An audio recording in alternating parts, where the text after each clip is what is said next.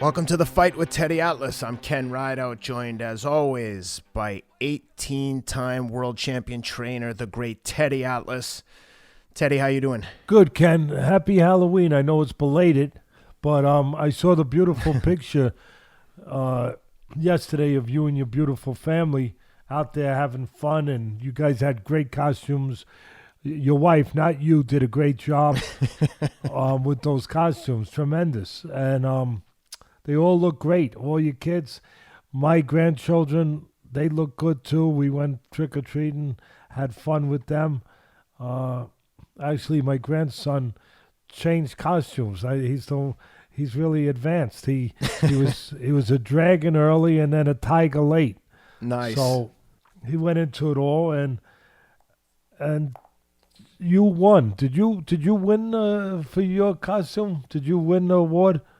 As far as I'm concerned, we did. I don't think there was any official recognition. Oh, I thought there was. I thought you should have won. Thank you. I appreciate it. It's kind of like that great television sitcom. Remember The Honeymooners? Do you go back that far? Yeah, of course. Oh, yeah, of course. With Jackie Gleason, those guys, Ed Norton. Yeah. Ed Norton, I remember. It was Halloween. They were at the dance. They were having a costume contest, and Ralph Crampton is wearing this thing that's like a human, pinball machine or something, right? Yeah. They didn't even know what he was. They thought he was like the man from the future. But anyway, it was a pinball machine. And so he was about to win. And then at the last second, who comes crashing into the party at the last second? He couldn't make it. And Ralph was kind of glad he couldn't make it because he had an emergency in the sewer because, of course, Ed Norton worked in the sewer. He comes rushing in with a gas mask on, and they said, wait a minute, they're about to give it to Ralph Crampton. They said, wait a minute, here's the winner, Ed Norton. For the man from space. And all it was he was wearing his mask because he was in the sewer, Yeah. He was coming from work. And Ralph wasn't happy, Ralph wasn't happy. But No. I think that I think you should have, at the last second, they should have had an award. But let's get to it, everybody. I hope everybody out there had a good Halloween, a safe Halloween, and shared love with their loved ones, shared a good day with their loved ones, and showed good camaraderie with everybody. That's just good thing about Halloween. Forget about just getting the candy. That's the thing. I get it.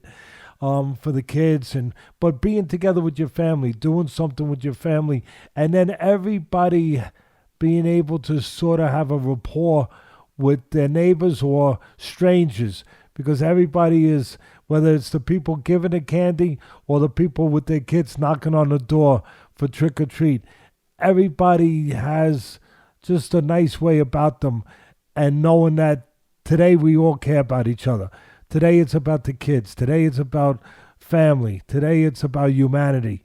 And that was, to me, that's a fun holiday that has taken on more significance in the unfun times that we live in now. That it does give you a chance to say hello to your neighbors, to say hello to strangers, to all be on the same page, caring about your kids. Just caring about having a nice day, caring about saying thank you to somebody. So I wish we had more Halloweens, I guess is what I'm trying to say. I'm with you. Well, let's get into the action. There was a lot of fights last night and over the weekend. Let's kick it off with the early fights in the UK.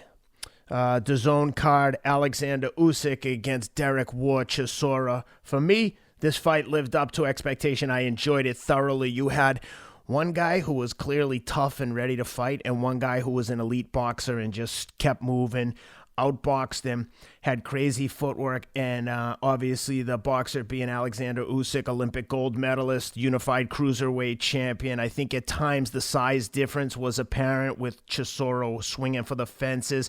But the one thing that I noticed, and I'm curious to hear your take on this, was I love the way Usyk used his footwork, but more importantly, did you notice the way he changed the paces of his punches? He would be like, pop, pop, pop, pop, pop, bang! He would, to use one of your expressions, he would throw, all of his punches were at different speeds. He'd throw a quick combination, then he'd tap him with a jab, then he'd hit him with like 3 or 4 super hard, fast punches. I love the way he changed it up and kept Derek guessing.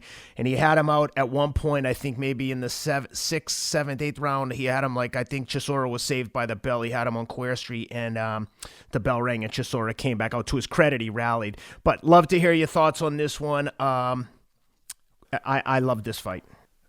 Yeah. Thanks for crediting me for one of my sayings. Appreciate that. But it's always good manners, and caring about people is so greatly appreciated.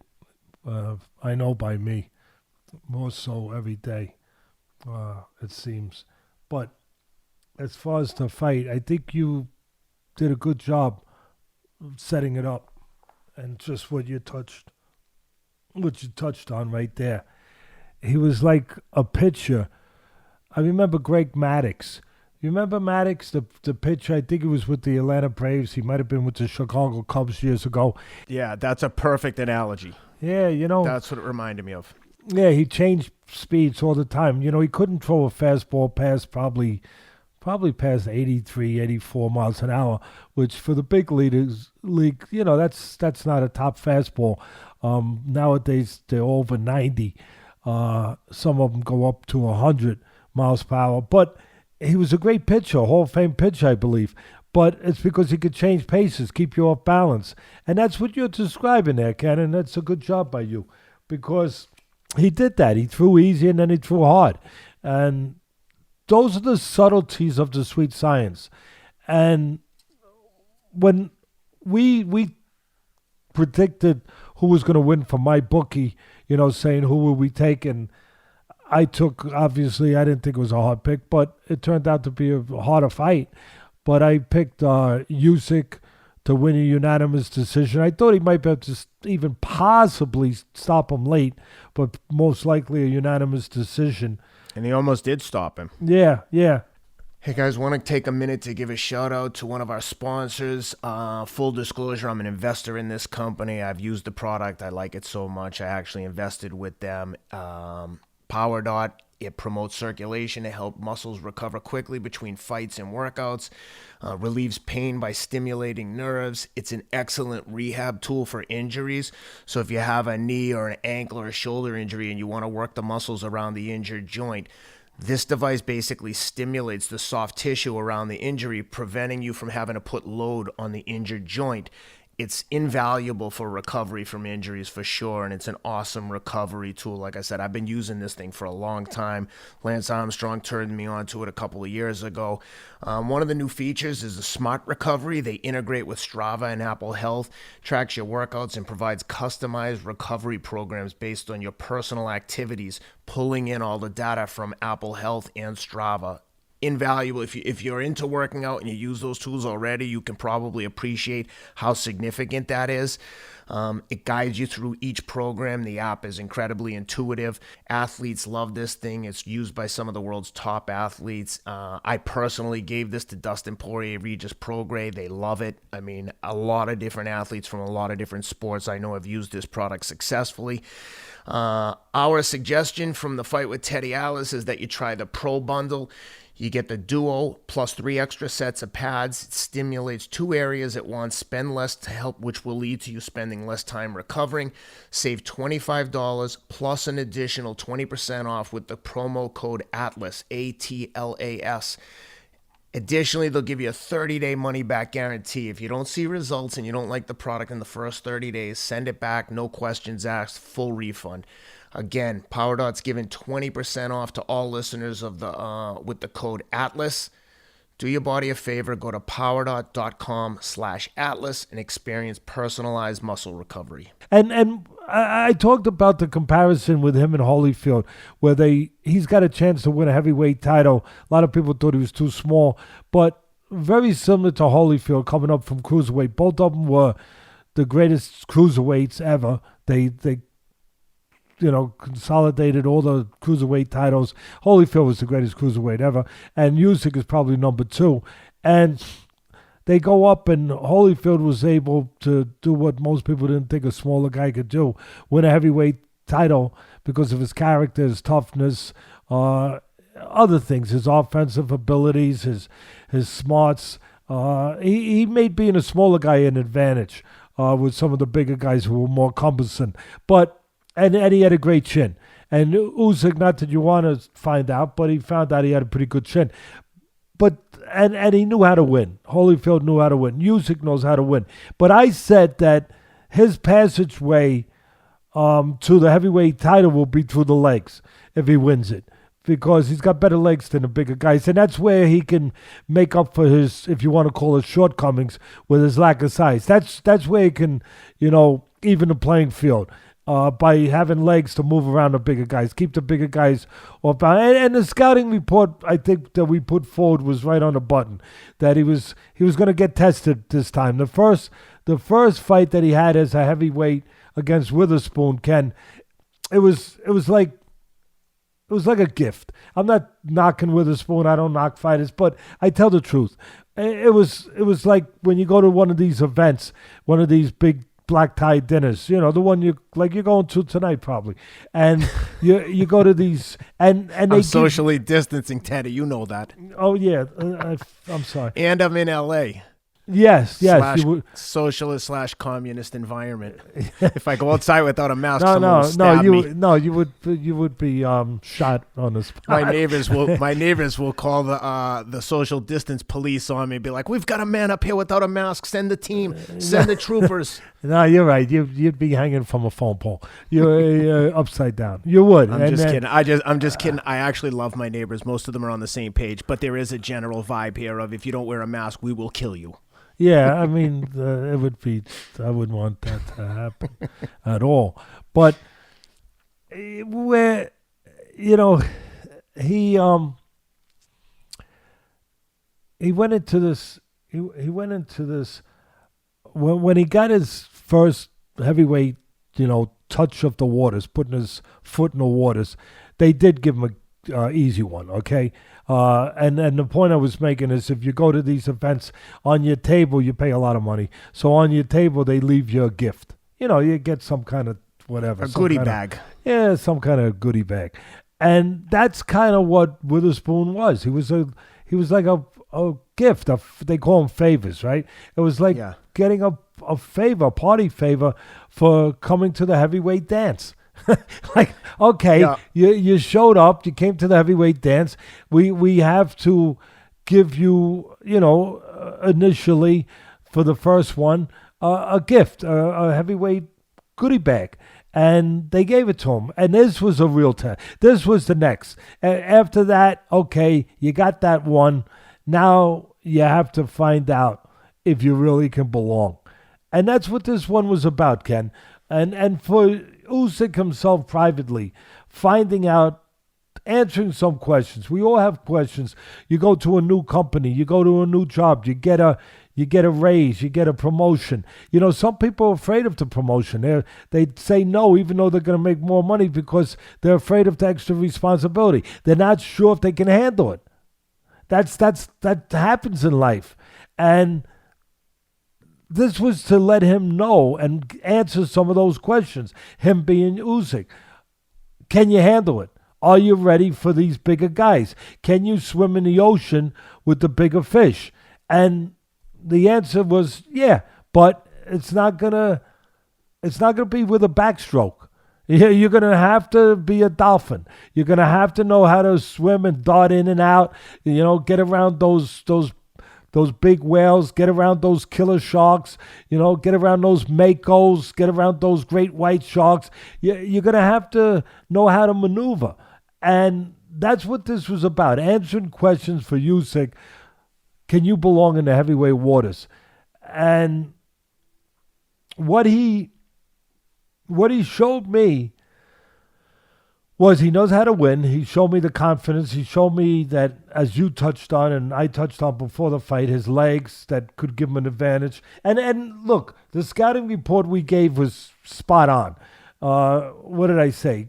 Chisora, big guy, 37 years old, 36, 37 years old. I think he's going to be 37 in a couple weeks, whatever. A lot of miles on the odometer, strong physically, wide punches, one-dimensional, slow feet, squares up, gives you a lot of target to hit, but aggressive and a lot of heart. And that's what he was. And I thought that Usyk would outmaneuver him, outbox him. And I thought he had options. Here's the bad, and he's going to have to correct it. He got caught a lot of punches early. A matter of fact, I thought that Usyk lost the first 2 rounds. He got blitzed a little bit. And you can't get blitzed in the heavyweight division because when you get blitzed, Ken, in heavy, you might not be around to fix it in the 3rd round or the 2nd round. It might be over. And that's what he's got to be cognizant of. He got hit too many clean punches early and throughout the fight, to be quite frank. And he got hit too many right hands. He's a southpaw, so the punch you're going to expect, he being Usyk, the punch you're going to expect to come at you is the right hand. These were looping right hands, and they landed. And they landed too often. And that concerned me. Because they didn't correct it in the corner. And he's got good people, I know that. But they didn't correct it because and maybe it was a filling out. Maybe it was an adjustment to the heavyweights in the way that I'm about to point out. Where he didn't understand the distance. You're going from cruiserweight to heavyweight. The guys are bigger and they're longer. See, that's the thing no one talks about. They're bigger. Yeah, we know that. They're on the scale. They're bigger, more massive. But they're longer, too, because they're bigger. And the distance where you're out of range is not this with a cruiserweight. It's not the same distance that you're out of range with a heavyweight. And to me, that if I was calling a fight, doing a broadcast, I would have talked about that immediately and say, you know what? He's not negotiating the difference of distance here. Where he normally would be out of range, he's not out of range. And he got caught pulling back. Now, the bad news, he got caught pulling back with right hands a lot. The good news is that's the main thing he got caught with. So if it's one thing, you could correct it. That's the good news. But you better correct it. You better correct it. And again, he got caught pulling back, doing the same thing wrong. And I would have liked to have seen that corrected a little earlier, to be honest. And there was another reason he got caught. Again, a reasonable expectation for me, in the corner, to have corrected that, and it wasn't corrected. He kept getting hit with right hands also because he kept moving into him. He kept moving to his left, which is the right, of course, of Chisora. He kept moving the wrong direction. The only thing he had to worry about was right hands for the most part. Nothing else was doing damage to him or was threatening him. And what did he do? He kept moving to the same side, to his left, to the right of Chisora, into the right hand. Instead of moving to his right, the left of Chisora, away from the right hand. That should have been done because we know he's got wheels. He uses wheels. But the direction, the steering wheel, the wheels were fine. The steering wheel was a little messed up because it was steering the wrong direction. That's when you need somebody on your shoulder. That way, boss.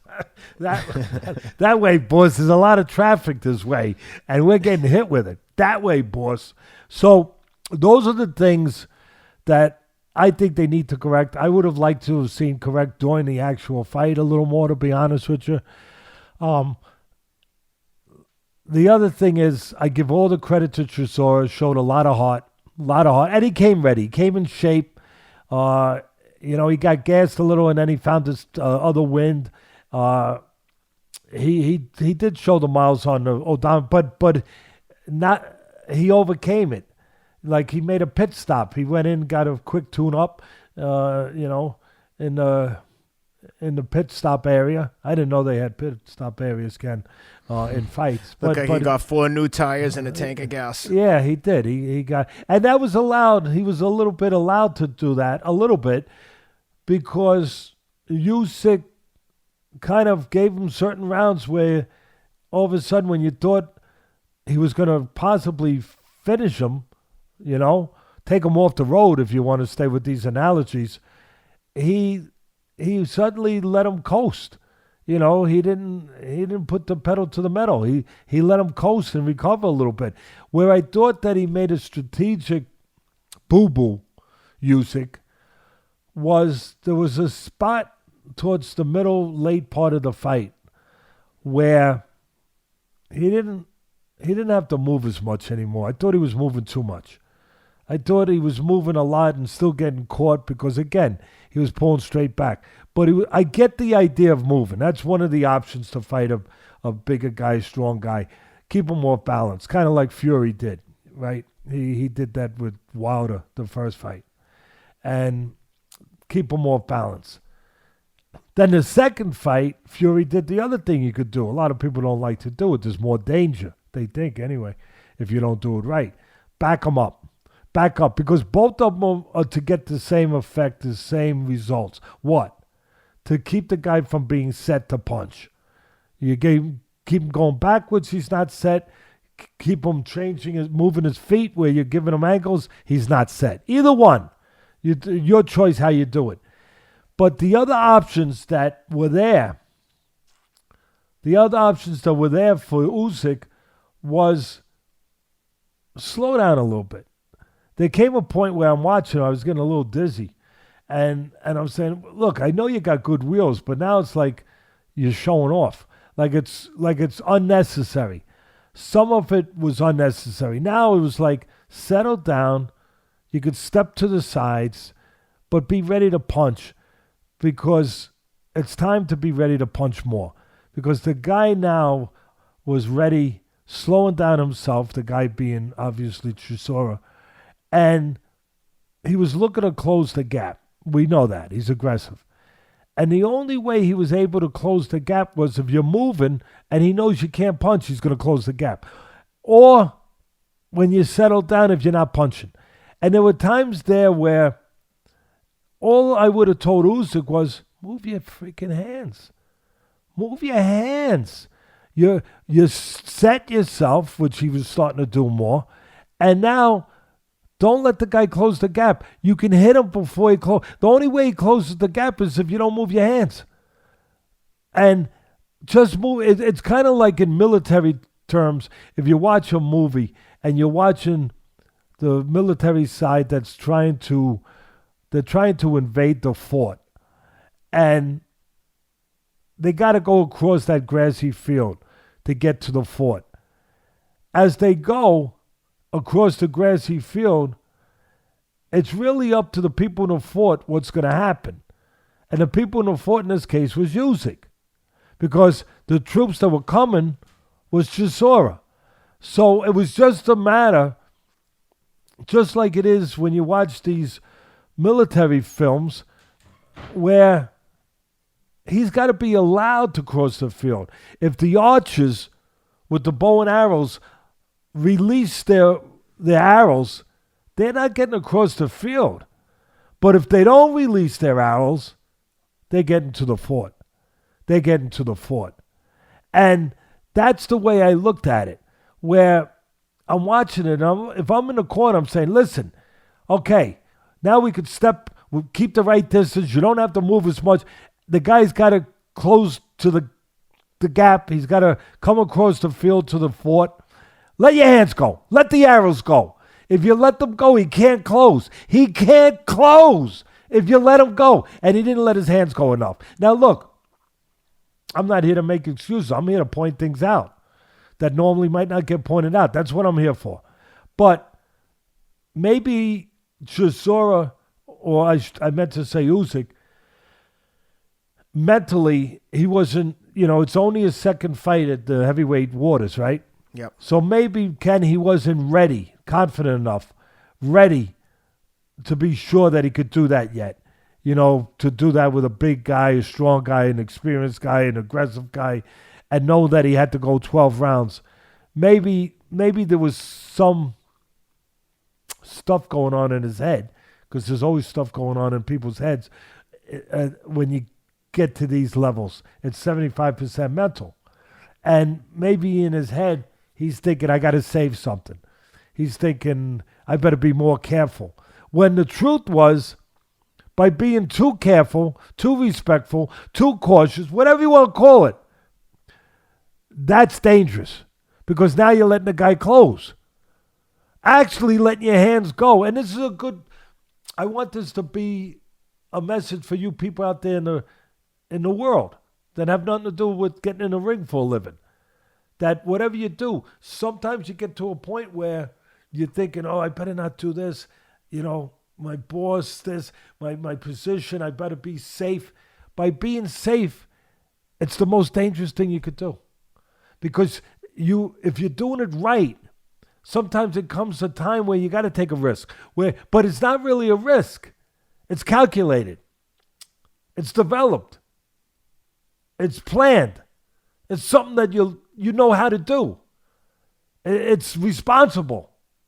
It's the right thing to do. But you're being too careful. And the truth is, by being careful, that's risky. That's the risk to your family and to your livelihood and to your career. That's the risk. And so I saw that, and he should have let his hands go. But that's something that with a good trainer, and I know he's got good people, and with the experience of it, he's a sharp guy, he's a gold medalist. He'll pick that up, just from the experience of going through it. He'll pick that up, he'll know that. But those are the things, that's giving you a full x-ray, if you will, which is what we try to do over here, right? Of everything that I saw that went on in that ring. And, he won the fight. I don't think there was any controversy. I applaud the class. I'll say it again. I applaud the class and character of Chisora afterwards in a post-fight interview, the way he spoke. He's a competitive guy. He thinks he won, but he spoke not only like a gentleman, like a good human being. Talking about we need to be better to each other out there. You need to care more about each other. I mean, this is a guy who just got disappointed in a fight, and he's talking about other people and other people's feelings. That's a good person. And then I loved, the manager, Agus. David Hay. Yeah. Agus, the manager of Usyk. Of Usyk, yeah. He's the manager of Chisora. Yeah, of course. David Hay was a good heavyweight. He put up a post, a video post, on Instagram, and I really got a kick out of it. They were in the locker room afterwards, and you could see that Chisora had come to the locker room of Usyk, and he asked him to sign some gloves, and of course Usyk looked like they were his fight gloves, by the way. You're right. They probably were because they were white, right? That's what they were wearing, right? And you're right. And so he signs the gloves to him, being a gentleman, and of course Chisora being a gentleman. He signs them, and then after he signs them, all of a sudden, I got a kick out of it. All of a sudden, Chisora says, I hope you guys are hungry. And you know how it is. After a fight, everyone's hungry because you haven't eaten since, forget about it, right? Yeah. I mean, you haven't eaten for probably 8 hours, 9 hours. It's because your last meal is usually 5 hours before the fight. And here you are all those hours later. So everyone's starving. And he knows that. And all of a sudden he says, I hope you guys are hungry. And he pulls out a couple bagfuls of Five Guy burgers. I don't know how you find Five Guy burgers. There it is. That's my man Rob. He's best producer in the West and the East. Yeah, there they are. You can see that Usyk is enjoying it. His jaw is not swollen from a punch. It's full of a Five Guys burger. Is what it is, and it was just a nice gesture. It really was to see guys. 1 minute they're doing battle. There it is, guys. You know what I mean? We need more of this. There it is. You're doing battle. 1 minute. Just like with this election coming up, you're doing battle. You have both sides have their own views, their own thoughts, their own desires, their own wants. But then it's over. And you respect each other. And that's just beautiful. And I always say there's nothing like it in boxing. Boxing could teach the world. could teach the world, because there's no color, there's no religion, there's no ethnicity. There's just two men. And at the end of the day, they respect each other. They admire each other. They even love each other. Why? When they were trying to take each other's heads off before. Because they were doing their jobs to try to make it in a business that's their job. But when it's over, they reflect, they understand, they appreciate, they realize what each went through, what each had to face, the dangers, the fear, the threat, the possibility that they could get hurt, that they acknowledge that they were the same. They were the same. They bleed red. They really were put here by the same God, whatever you believe in, and nature. They're this, for that moment, for those 36 minutes in that ring, in a 12-round fight, they're the same. They're two human beings that want to get to a better place for their families and themselves, and that have the same feelings that we all have: fear, inhibition, doubt,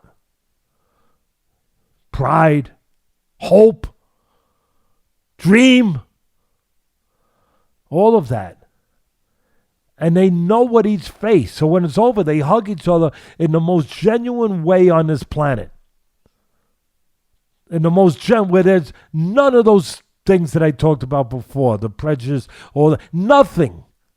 Only admiration and respect for what each went through, knowing what they went through, knowing what they felt, knowing that if I felt this way, he felt this way. I had doubts. I had trouble getting in this ring because of my doubts. I had to put that aside. I had inhibitions. When I was a kid, I had things against me. All the things that we can all have. And I know what he went through. And I know what I went through. And that's one moment when we're all brothers. We're all truly brothers. Because we shared that space. That space that we really share in life all the time. With our doubts and our, the things that we think are so different. At that one moment, we realize, oh no, we're not that different. Oh no, we all want the same thing. We all feel the same thing. We all cry the same way. We all wonder in the same dimensions of, can I do this? What if I don't do this? All of those things we share. We truly are brothers and sisters. And that's a reminder that we are. And that's the greatness. One of the parts of this sport that I recognize as the greatness of this sport. And I just wanted to say that. I didn't think I was going to talk about that today, but when I saw those pictures, after I mentioned about the hamburgers, and I saw those pictures up there, it took me there, because it was the only place to go. You know what that reminded me of, Teddy? After the Gvozdyk-Beterbiev fight, obviously incredibly disappointing for us in Alexander Gvozdyk's locker room. But for those who don't know, when you win a title belt from another guy, that's his belt. It has his picture on it. And Beterbiev came in the locker room. Congratulations, blah, blah, blah. He was flying back to Russia. Obviously, he's Russian. Alex is Ukrainian. And he said, I think he said, and I'm not 100% sure, that he was going back to Russia and it was going to see Putin. And he asked Alex, would it be possible for me to take the belt and send it back to you after my trip? And obviously, the disappointment is inexplainable. Unless you've been there, it's the worst. But Alex is such a gentleman. He said, yep, you can take my belt, just send it back when you're done with it and ship it back to me, please, which he did.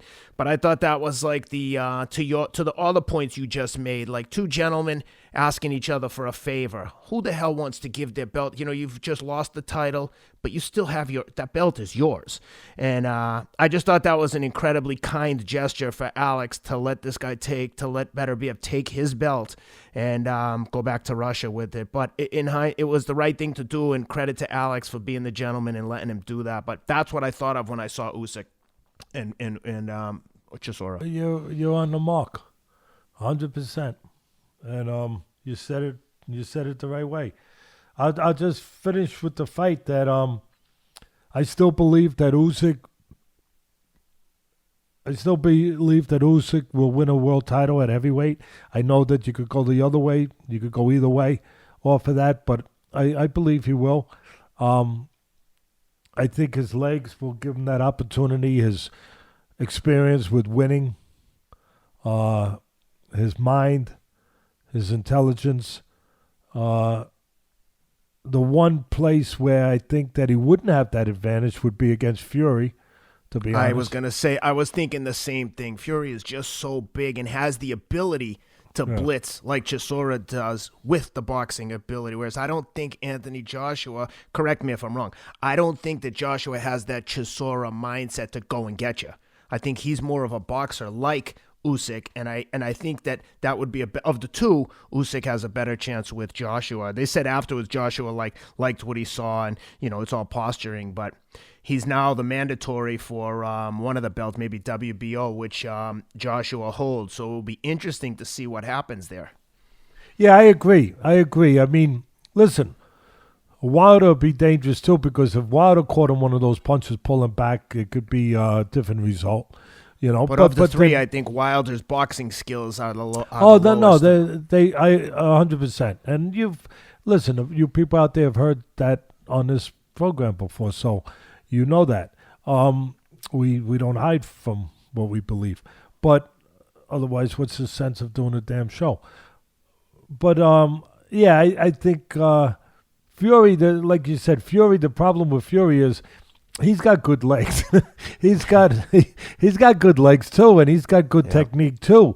But he's like bigger, much bigger with those techniques. It's kind of like when you see.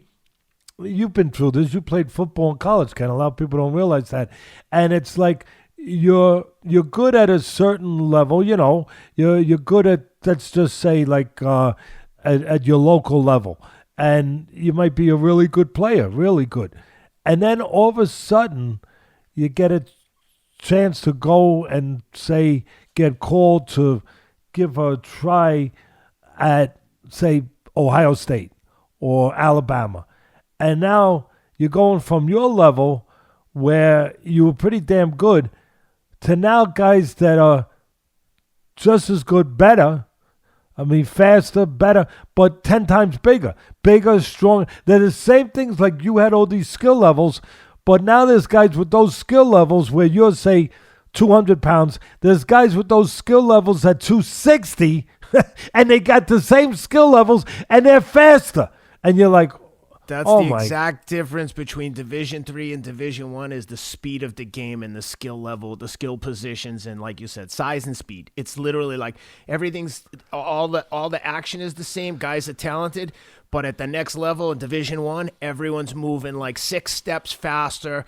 They're like you always say about boxing. They're all good and tough, but the Division I, everyone is smart. Everyone at their position is crafty. The safety is baiting you to throw shit passes that they're going to pick off and take the other way. Whereas in Division III, the guy might not have that awareness and skill set, but you hit the nail right on the head.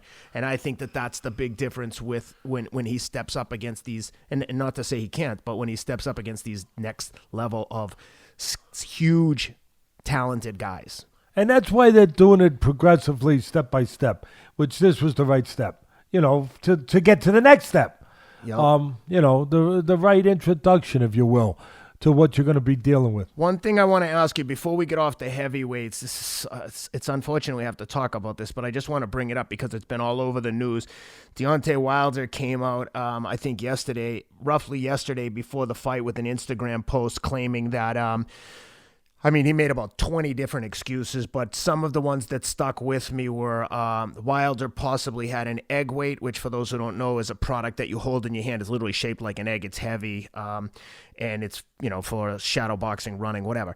That he had an egg weight in his glove, that his hand wasn't fully in the glove. And just so we could put this glove crap to rest, like, Teddy, can you explain how hard it would be to put something in a glove with all the commissioners and your opponent's representative watching you get wrapped and gloved up? Yeah, well, first thing I'd do, because people expect me to, I think, to cover all bases. So I'll go back 30 years ago, whatever. Rob will tell you. Rob will be looking it up as I'm talking. But a horrible night. A night that'll live in infamy in the sport of boxing. Just terrible. But a night where Billy Collins, an undefeated kid, was fighting in Madison Square. I was there, fighting at Madison Square. And the main event, they were the semifinals. The main event that night was Roberto Duran, the great Roberto Duran, beating Davey Moore. God bless Davey Moore. I know Davey very well. I had a fighter fight him 5 times in the amateurs. And he was from the Bronx, New York, Golden Glove champion. And Davey had the world title. And Roberto Duran trying to come back from that, that infamous night, right, of No Mas. And he finally got back. And he won a title against Davey Moore. But on the undercard, the cold feature that night was Billy Collins against a real trial horse, workhorse fighter, a real tough guy. He was a Golden Glove champion. Louis Resto from the Bronx also. Very busy guy, but like we say in the game, couldn't break an egg. But a guy, forget about it. Or an egg weight, no pun intended. There it is. We didn't know we'd get that sort of segue. But Egg weight should send us a advertising fee for advertising their exercise product. Yeah, 100%. I mean, and so, Louis Resto was a guy that could beat a lot of guys. He had some losses, and I guess, I don't know if you call him a journeyman, a guy that tested the top guys at that point in his career. Dependable. But a dependable guy, a real pro. And so what happens? It turns out Billy Collins loses the fight, but afterwards his father notices he's all busted up. And during the course of the fight, Billy kept saying, I feel his knuckles. I feel his knuckles coming through the gloves. And they tried to do what you do in a fight. Get him off of the negative path onto the positive path, thinking like a fighter. Forget that. Come on, let's get going. And yeah, because as a cornerman, you wouldn't think for a minute, well, what do you mean you feel his knuckles? He's got a boxing glove on. Exactly like you watched right. him put the gloves on. Exactly. So when the fight's over, he's all busted up, it's just... And like we said, Resto wasn't a puncher. And he's all busted up. Turns out he had every bone in his face broken. And he's all busted up, and the father's looking at him. And then the two fighters are coming over to the corners, shake hands. And the father just felt something. The father of Billy Collins, he was in the corner. Resto goes to shake hands, but he avoids the father. So the father puts his hand out and grabs Resto's hand, and he squeezes it, and there's no padding there. None. I was like, and he starts screaming, the father. Could you imagine, Ken? He starts screaming to the people in the ring, the commissioners. The inspectors. Yeah, the commissioners, the inspectors, come over here. And they come over, and he gets the gloves taken off and makes sure they're confiscated. And he wants them, checked. It turns out that Panama Lewis, the trainer of Resto, had removed the padding in the locker room. And there was money bet on the fight, and I guess they wanted to assure that they would win the bet. And here Rob's going to do what Rob does. He's going to show you everything, in the horror of it, too. The pictures of Billy Collins after the fight, his face, everything. And there's the story, telling you what happened. And 1983. Yeah, that's when it was, 83. 93 to 13. What did I say? So it's 37, 30, Yep. What is it, 37 years. So after that, the precaution taken was ratcheted up 400 million times. I mean, there was a time where you could possibly, obviously it happened, right, Ken? And that's why I want to point everything out. And then Antonio Margarito and his trainer after that That's put right. some kind of plaster of Paris-like substance on the wraps that when it got wet, it hardened. And did he do a number on Cotto's face? My God. And in the rematch, Cotto beat the shit out of him. I mean, pummeled him. Yeah. But the fact that that guy was even allowed to fight again, Margarito, you're after right. doing that, it's Well, it should so be pointed out offensive. that wrestler was never allowed to fight again, and neither was Panama Lewis to train, Yeah. Yep. which was the appropriate thing to do. But I'm touching all bases for the people out there just because that's what we do, and I feel that's the right thing to do. No matter what the evidence points to now, I wanted to touch all bases because there'll be people out there on the side of Wilder. Teddy, you're saying it's impossible. So I'm putting it out there that no, it did happen, but the way that the rules have changed, the way that they go about protecting against such a thing now makes it almost just about impossible because you have inspectors. You cannot, first of all, they give you the gloves when it's just before it's time to glove up. So they keep the gloves themselves, the commission, the inspectors. They keep it themselves, right? And then they give it to you just, a certain amount of time before the fight. And then they don't allow you to glove up until there's an inspector from the commission and somebody from the other corner watching.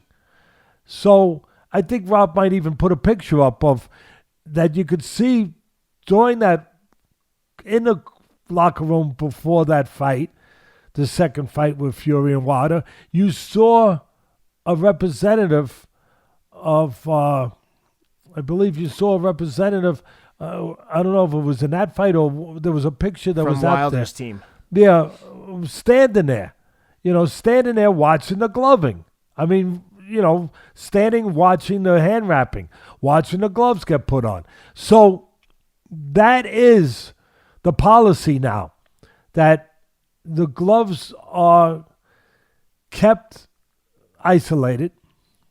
They're kept with the commission until just before the fight. And then when you put them on and when you wrap the hands, there's inspectors and there's somebody from the other camp there to make sure that there's nothing wrong done. So that's number one, should be understood. That it's not, there's not something being put in there. It is at a high level now. So that's the first thing. And now again, I went beyond where I had to go. I went to where I showed that it is. And people are going to use my words against me. No, you're not. I know what I said. It has happened. Yes. I'm just saying now for it to happen, it's a whole different level of security and things put in place. Teddy, don't the commissioners also take the and there's a picture on the screen of Wilder's representatives watching Fury's hands get wrapped and eventually watching his gloves go on. Yeah, there they are right there. But don't as soon as the fight is over, doesn't the commission take the gloves off the fighter themselves and inspect them again before a fighter is allowed to take the gloves home? Yes, and they initial them. You initial them to make sure that there was no tampering. You initial them. They put tape over it. When you tape over it, they draw on the tape to show that the tape couldn't be replaced. So all those precautions are taken. Basically, you would have to blame yourself a little bit if something was put in there because you just saw the picture, right? You just saw the picture. And he had his people there watching.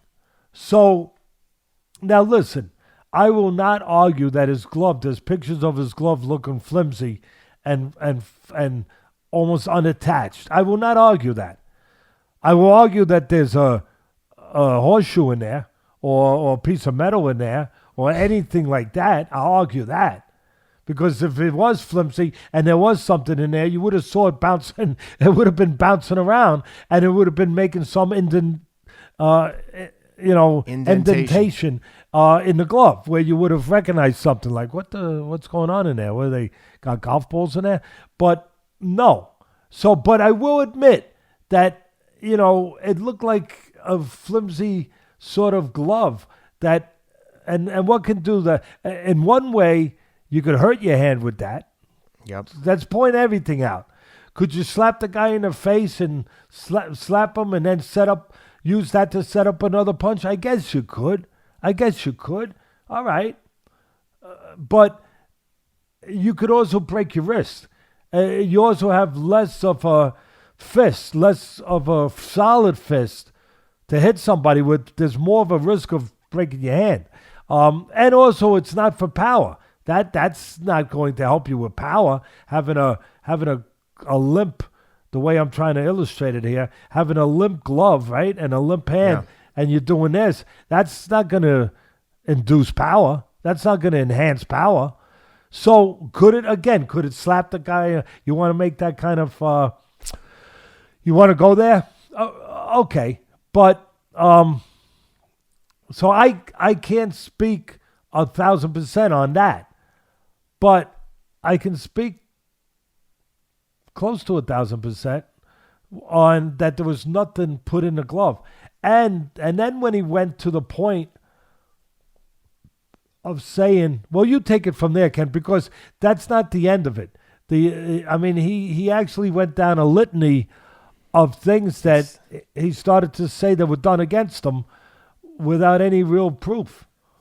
Yeah, it's actually quite sad because then today I think he came out and Michael Benson says that he hears from Deontay Wilder. Michael Benson tweeted this out. It said, Deontay Wilder's quote, "My water was spiked as if I took a muscle relaxer or something like that. My water was tampered with. It was like I had no control over my body. My legs were weak.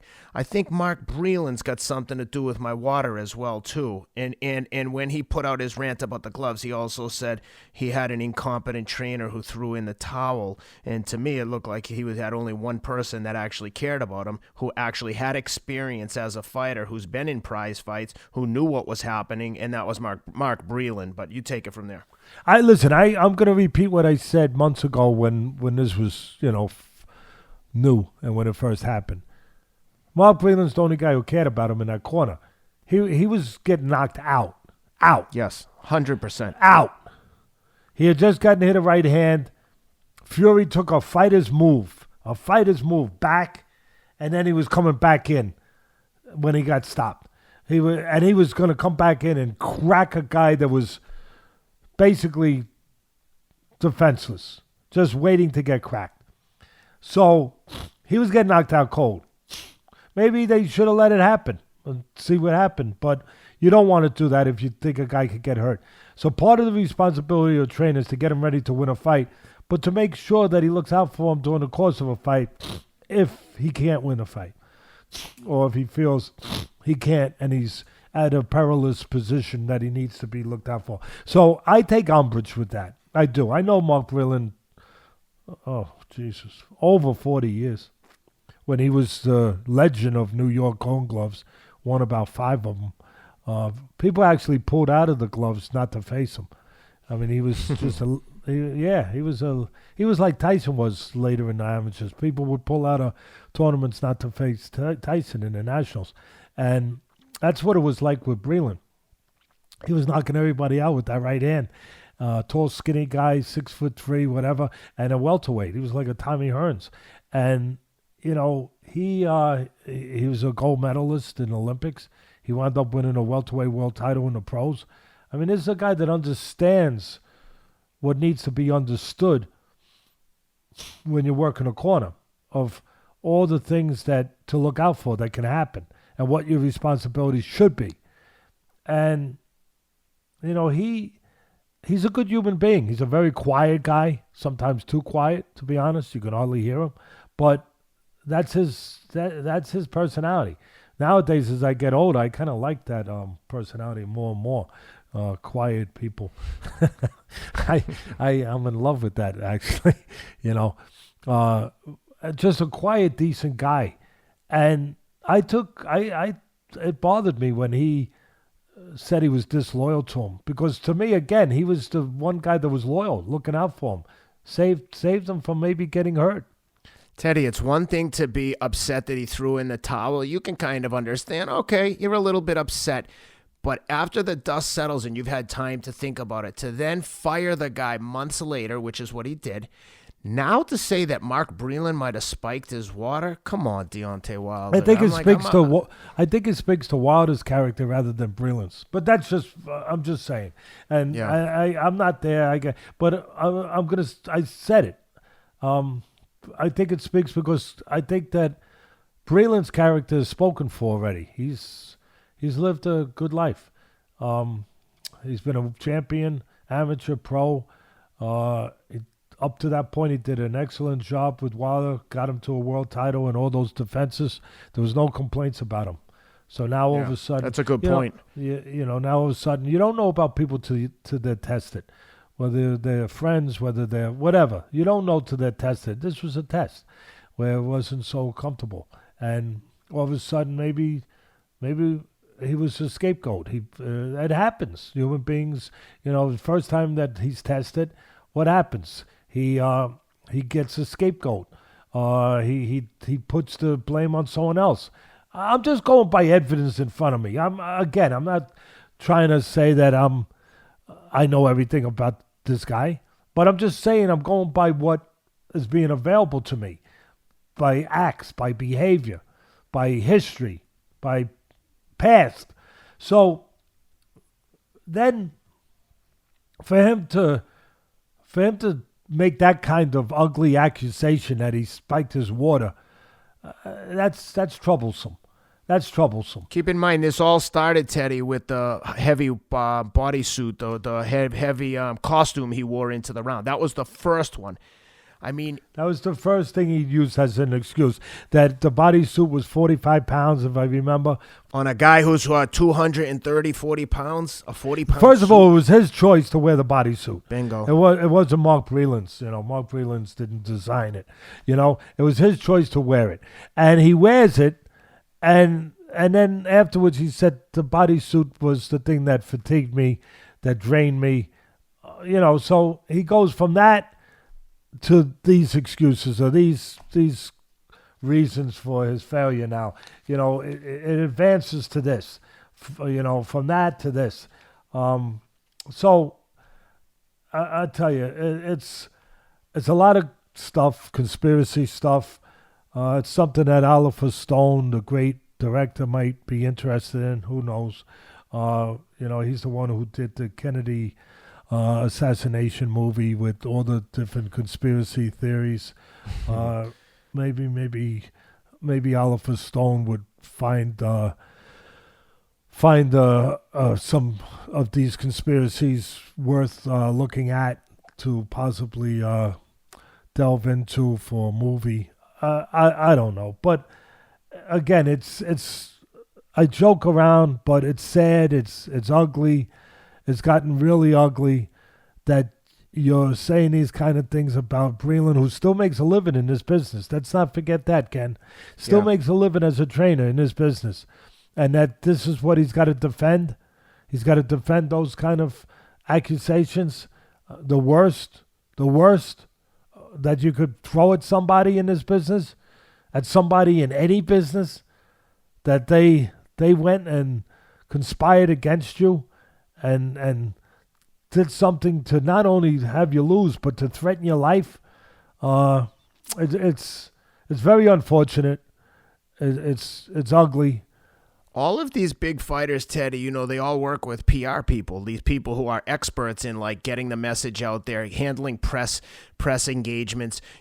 I just can't believe that a PR agent doesn't sit down and say, dude, we got to put out the fire here. Just accept responsibility and be like, you know what? It wasn't my night. No excuses. He got me. We have a rematch clause. I'm going to get him in the rematch. The end. No one would be critical of him at all. Yeah, yep, you got outboxed. Let's see how you do in the rematch. You have a rematch clause. Why even bother with all this other bullshit? It takes away from everyone. I agree. Look, we just watched recently 2 examples of the other way. We saw Chisora. I just went out of my way to do what I felt I needed to do. When I need to criticize someone, I do it. Because I think the truth has to be put out there. And if we're not there to put out the truth, what the hell are we here for? Why would people choose to watch us if we're tiptoeing around things that are hard to face, that are uncomfortable to face, that are going to make somebody not like you, right? Yep. And there's enough people out in my business that do that. Writers and judges and promoters and commentators, to be honest. They don't want anyone mad at them, so they sit on the fence or they keep their mouths shut when they Really, their job is to not keep their mouth shut. But that they got to deal with that, and that's what it is. But we got to deal with what we feel is important. And we just saw Chisora, and again, I gave him credit for a reason. We just saw him lose a fight. He thought he won, but what does he do? He talks graciously. He says, "Hey, this is what it was. I'll deal with it." And then he goes in the locker room and brings hamburgers to his opponent because they knew that they shared a special moment, that they both were trying to get the same thing, a win. And they would both be disappointed if they didn't. And they both had a chance to get hurt. And that took precedent over everything else. And the human being came out. Nothing else. The test of character came out. And maybe in some ways that's what's coming out now, the test of character. In these ways, that you're seeing with this. And it's for people to evaluate themselves. And if you want to evaluate it, if you care about such things, and just sit there and say, do you think it's appropriate to say things about this person who's been with you through all the wins, first time you really got tested, and this is, you grab him as a scapegoat, and this is the way you react? Well, not just Mark Breland, but he's making horrible accusations against Tyson Fury as well. To claim that he would do that, you better know damn good and well that someone did that before you make that exact accusation. And the other thing, to your point about Chisora and Usyk, is I thought that Fury and Wilder did great business together. They promoted an awesome fight. Regardless of the outcome, both guys made a lot of money. I thought that we talked about it on the show. I loved the way they promoted the fight. They were gentlemen after the first fight. I really believe that they were friends, and they were like playing like a wrestling act when they were getting in each other's face, and I loved it. I thought they pumped up the fight. I was ready to watch it, but I loved the feeling afterwards of them respecting each other, and it's just unfortunate to have this cloud over the two guys sharing the ring. But listen, we can talk about this before all day. we finish and close this up, Ken. Yeah. Another example recently of not making excuses. Hey, we're in a tough business here, baby. I just talked about Chisora. I'll talk about another guy recently. You know who it's going to be, Lomachenko. He loses a fight. He's rated as number 1 pound for pound, number 2, whatever he's thought of as, if not the best fighter in the world, for one of the top 2 or 3 fighters in the world by everybody. He goes and loses a fight, right? Loses a fight to Lopez. And there's controversy with the scoring, especially the 119-109. I mean, let's not get into it again because I got to eat dinner in a little while, and I don't want to upset my stomach, and have to take Alka-Seltzer and all that stuff. I don't want to do that. We get them as a sponsor too, Alka-Seltzer, because believe me, doing a show with you, I need Alka-Seltzer sometimes. Okay, so I'm just saying, I love you, but I could use some of that Drop Pop, Fizz, oh, what a relief it is. I'm just saying. I'm just saying. So, right. But it's okay. But then Lomachenko, he loses the fight with all that stuff in the air, right? We just talked about. He loses the fight, and the guy's got a torn labrum. Torn labrum in his shoulder, right shoulder. I believe it's his right shoulder. That's right. He knows something's wrong because he went into the fight with something wrong because he got a shot. I'm going to guess it was a cortisone shot, but whatever it was, he got a shot during camp and then another shot before the fight just so he could fight without too much pain.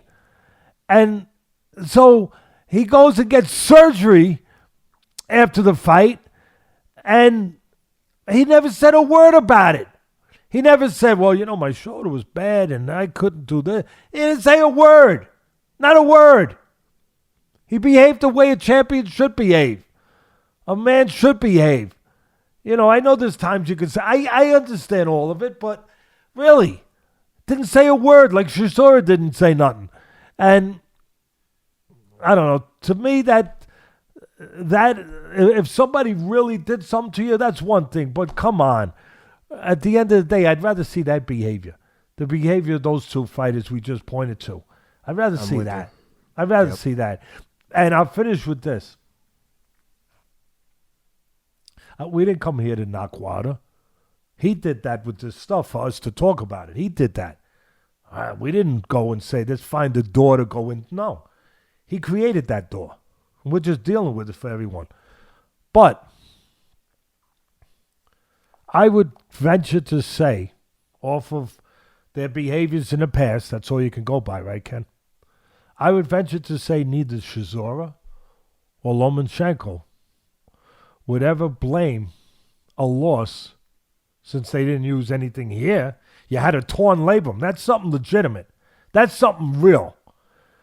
I would say that they would never blame the weight of a costume. Just the word costume is funny in itself. For a loss. So I'll leave it at that. You guys figure it out because that's where it starts. Because that's where it all started. It started with a costume. Yep. Started with a costume. What costume did you wear yesterday for Halloween anyway? Yesterday I was Joe Exotic from a little documentary called The Tiger King. You were the Tiger King? I was the Tiger King. Yep. Wow. My dog was the Tiger, and my wife was Carol Baskin, Joe Exotic's nemesis in Tiger King. Wow. Rob is the man. Can we get a picture of your beautiful family and you up with the? I would love to see it. I really would. I see Rob typing away vigorously right now. Thank you, Rob. You're the man, because I know that our people out there would love to see this. We're over 20 million views, Ken. I feel good about that. We're over 20 and 135,000 subscribers. We got the best fans. I want to say thank you. There it is. Oh, there it is. There's Joe Exotic, Carol Baskin with a year 2020. My daughter Tensei is a Zoom call. My oldest son Jack is the coronavirus. The youngest son Cameron is Dr. Fauci, and the middle son Luke is toilet paper. And there's one toilet paper. All right. That's a good 2020. Kid. That's a good kid. That's a good kid. Allows himself to see. That kid would never complain and start blaming somebody else.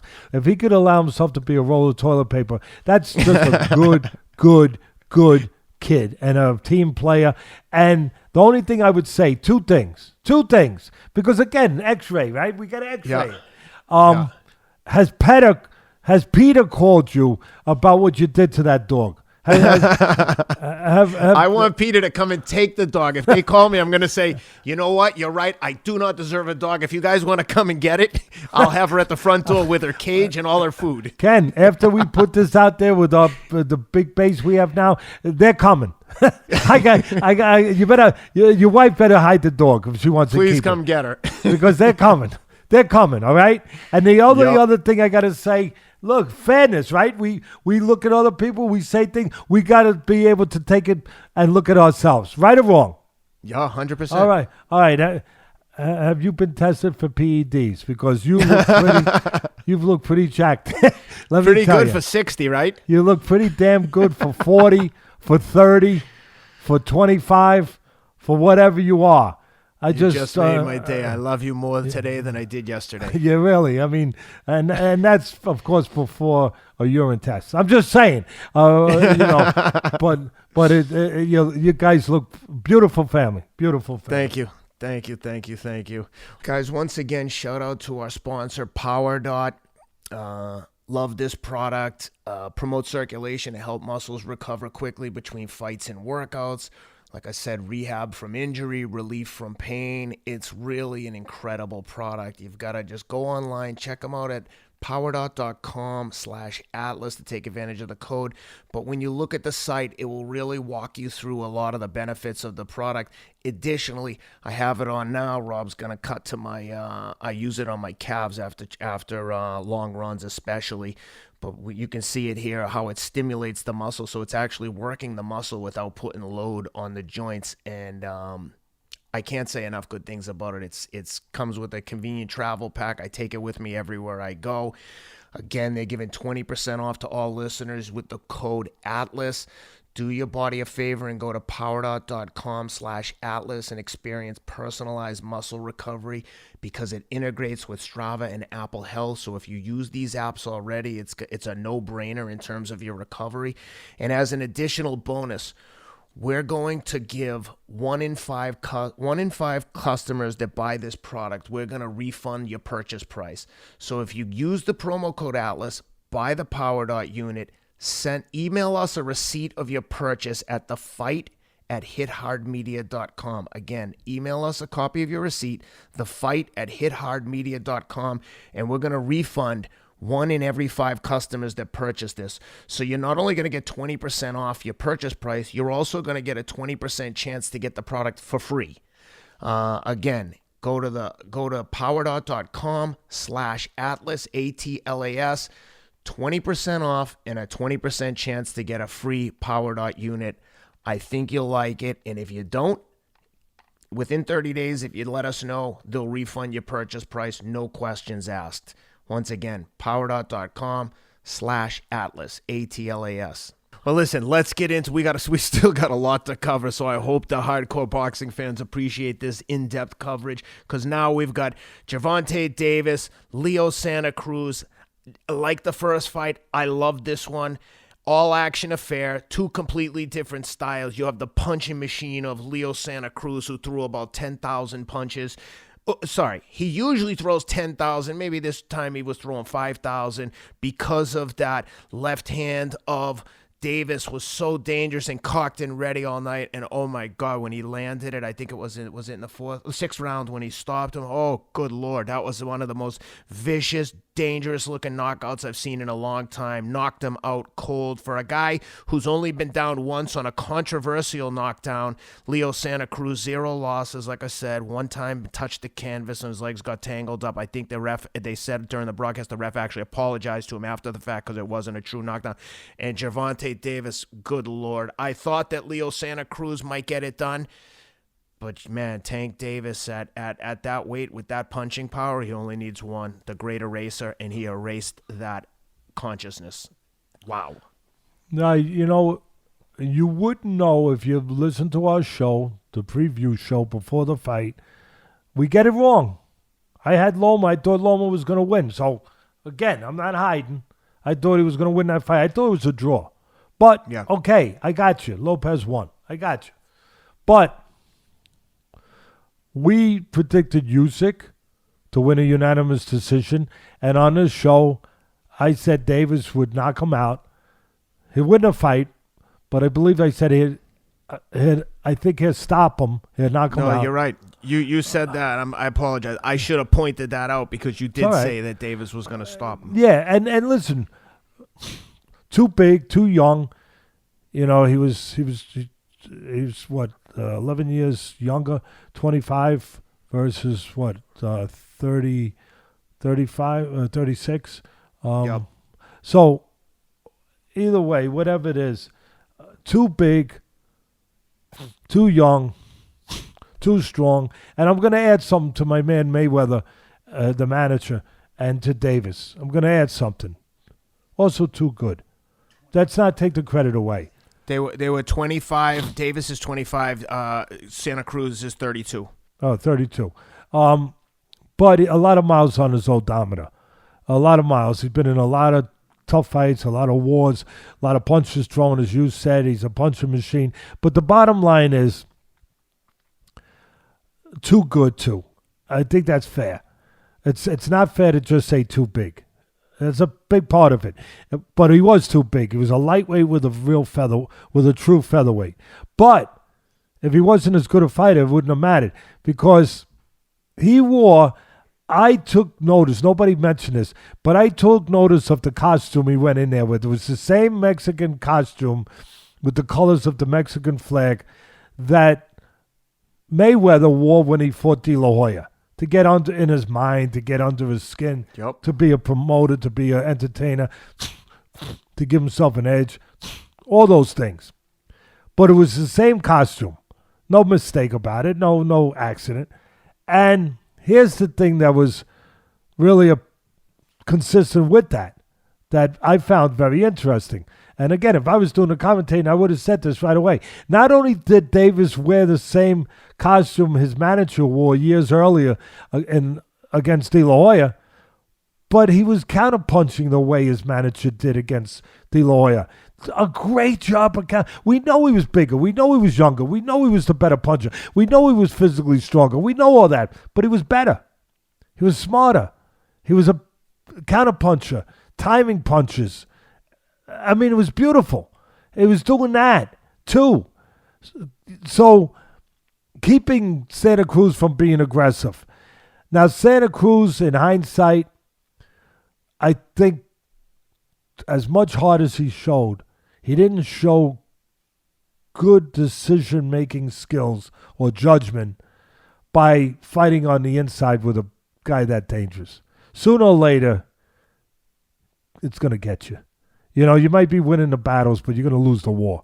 It was the wrong geography, right, Ken? How often do you hear me talk about boxing's all about geography? Who's in the right geography for their skill sets, for what they should be? He was in the wrong geography inside with Davis, even when he was winning in spots inside. I don't care.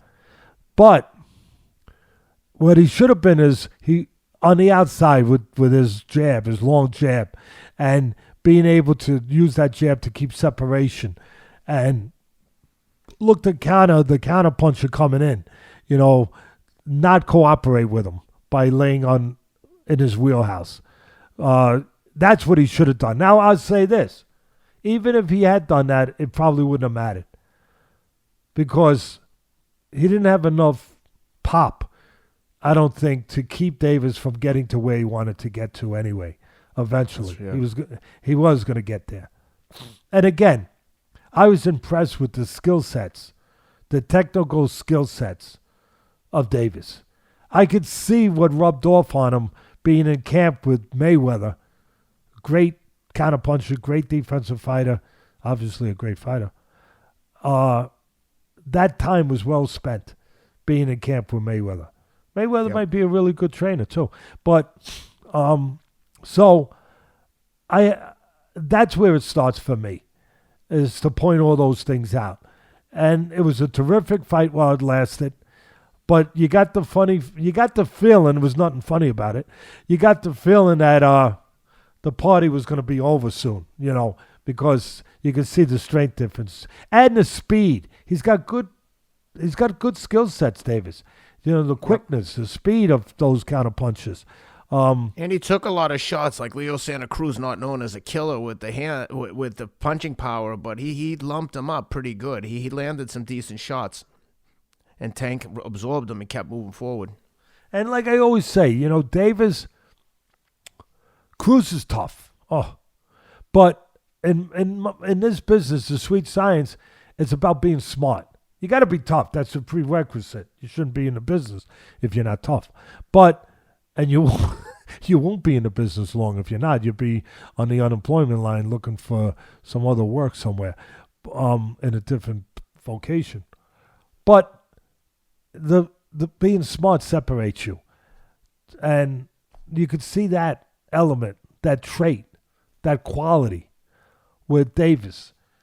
So I don't think there's much more for me to cover. You know, we'll make up some of the time by going shorter on this one since we went so long on the Usyk, and then, of course, mixing in what we had to mix in with the Wilder accusations. But I think that covers it pretty well. I'm looking at my notes. Before you move on, I just wanted to ask you one question. Oh, the one thing I want to add with that, let me add, and then ask you a question.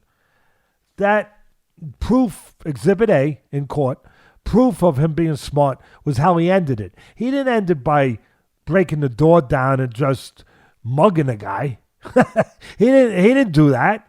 He slipped a punch, made a miss, and created an opening by being smart for the left uppercut. Identical, and if Rob has this, he'll put it up. Identical to what my former fighter Povetkin did a month ago, whatever it was, against Dillian White. Identical. It was the technique that won the fight. I know it was the power that ended the fight, but what won the fight, that what made it possible for the power to end the fight, was the technique. This smart boxing. What did Povetkin do? He slipped the right hand coming at him, right? From digging right. Here it comes. There it is. It's still, watch this. Boom. Same thing. Watch again. Here it is. Here's Povetkin a month ago. Bang. Makes it miss. And here's Davis. Only difference, Davis got hit a couple jabs. But he slips the bang. Same thing. That is still, when you get to the nitty gritty, Ken, it's still the sweet science. That was good sweet. for Santa Cruz that he was in the corner there, because when he went out, that corner padding broke his fall a little, because the worst thing that can happen when you get turned, when the lights get turned on like that, is that the head bounces off the canvas. Is incredibly dangerous from a concussion standpoint. So thank God he was in the corner where he was, and it broke his fall, so he didn't go straight down, because he was completely unconscious. And the one thing I noticed about Santa Cruz, he smiles constantly. When he woke up, he was smiling. When he was throwing punches, he was smiling. He looks like he's genuinely having fun in there. He's a good kid, He's an easy guy to root for. Really. No, he is. He's just a good family guy. You could see it. Good human being. His whole family's there with him. It was sad. That's one of the sad parts about the sport, is when a guy, there's always the risk your night's going to end that way, Ken? Yeah. And you got your family there, and they got to see that. And it was horrible, because his dad was right in the corner, and his dad literally grabbed his arm as he went down as soon as it happened. Almost like, get up, Leo, get up. It's sad. Almost like that's subconscious. No, you're 100%. That's your kid. That's the kid that you changed his diapers. That's the kid that you taught how to ride the bike. That's the kid who you had out there, in Little League. The only other thing I add, and then you asked a question. You were going to ask a question. But the only thing I want to, if you watch the fight again, nobody pointed this out, but it's something that I think is worth pointing out. Because when you have habits that don't help you, but they're habits, they can hinder you.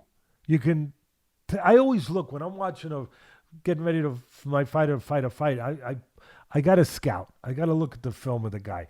Is there anything I can use against him? Is there anything I could be sure he's going to do all the time that I can find the counter for? Can I find something in this film that you can count on him doing, and then take advantage, being that he's going to do that, being predictable, in other words. And there's one thing, and nobody talked about this, and I don't know if Rob can find the film and put it up, but the good people out there, you look at the fight, watch. Santa Cruz has a habit, and he's always had this habit. Nobody really talks about it. I talked about it when I called his fights on ESPN, where he'd do this with his right hand. All the time. It's like a nervous twitch.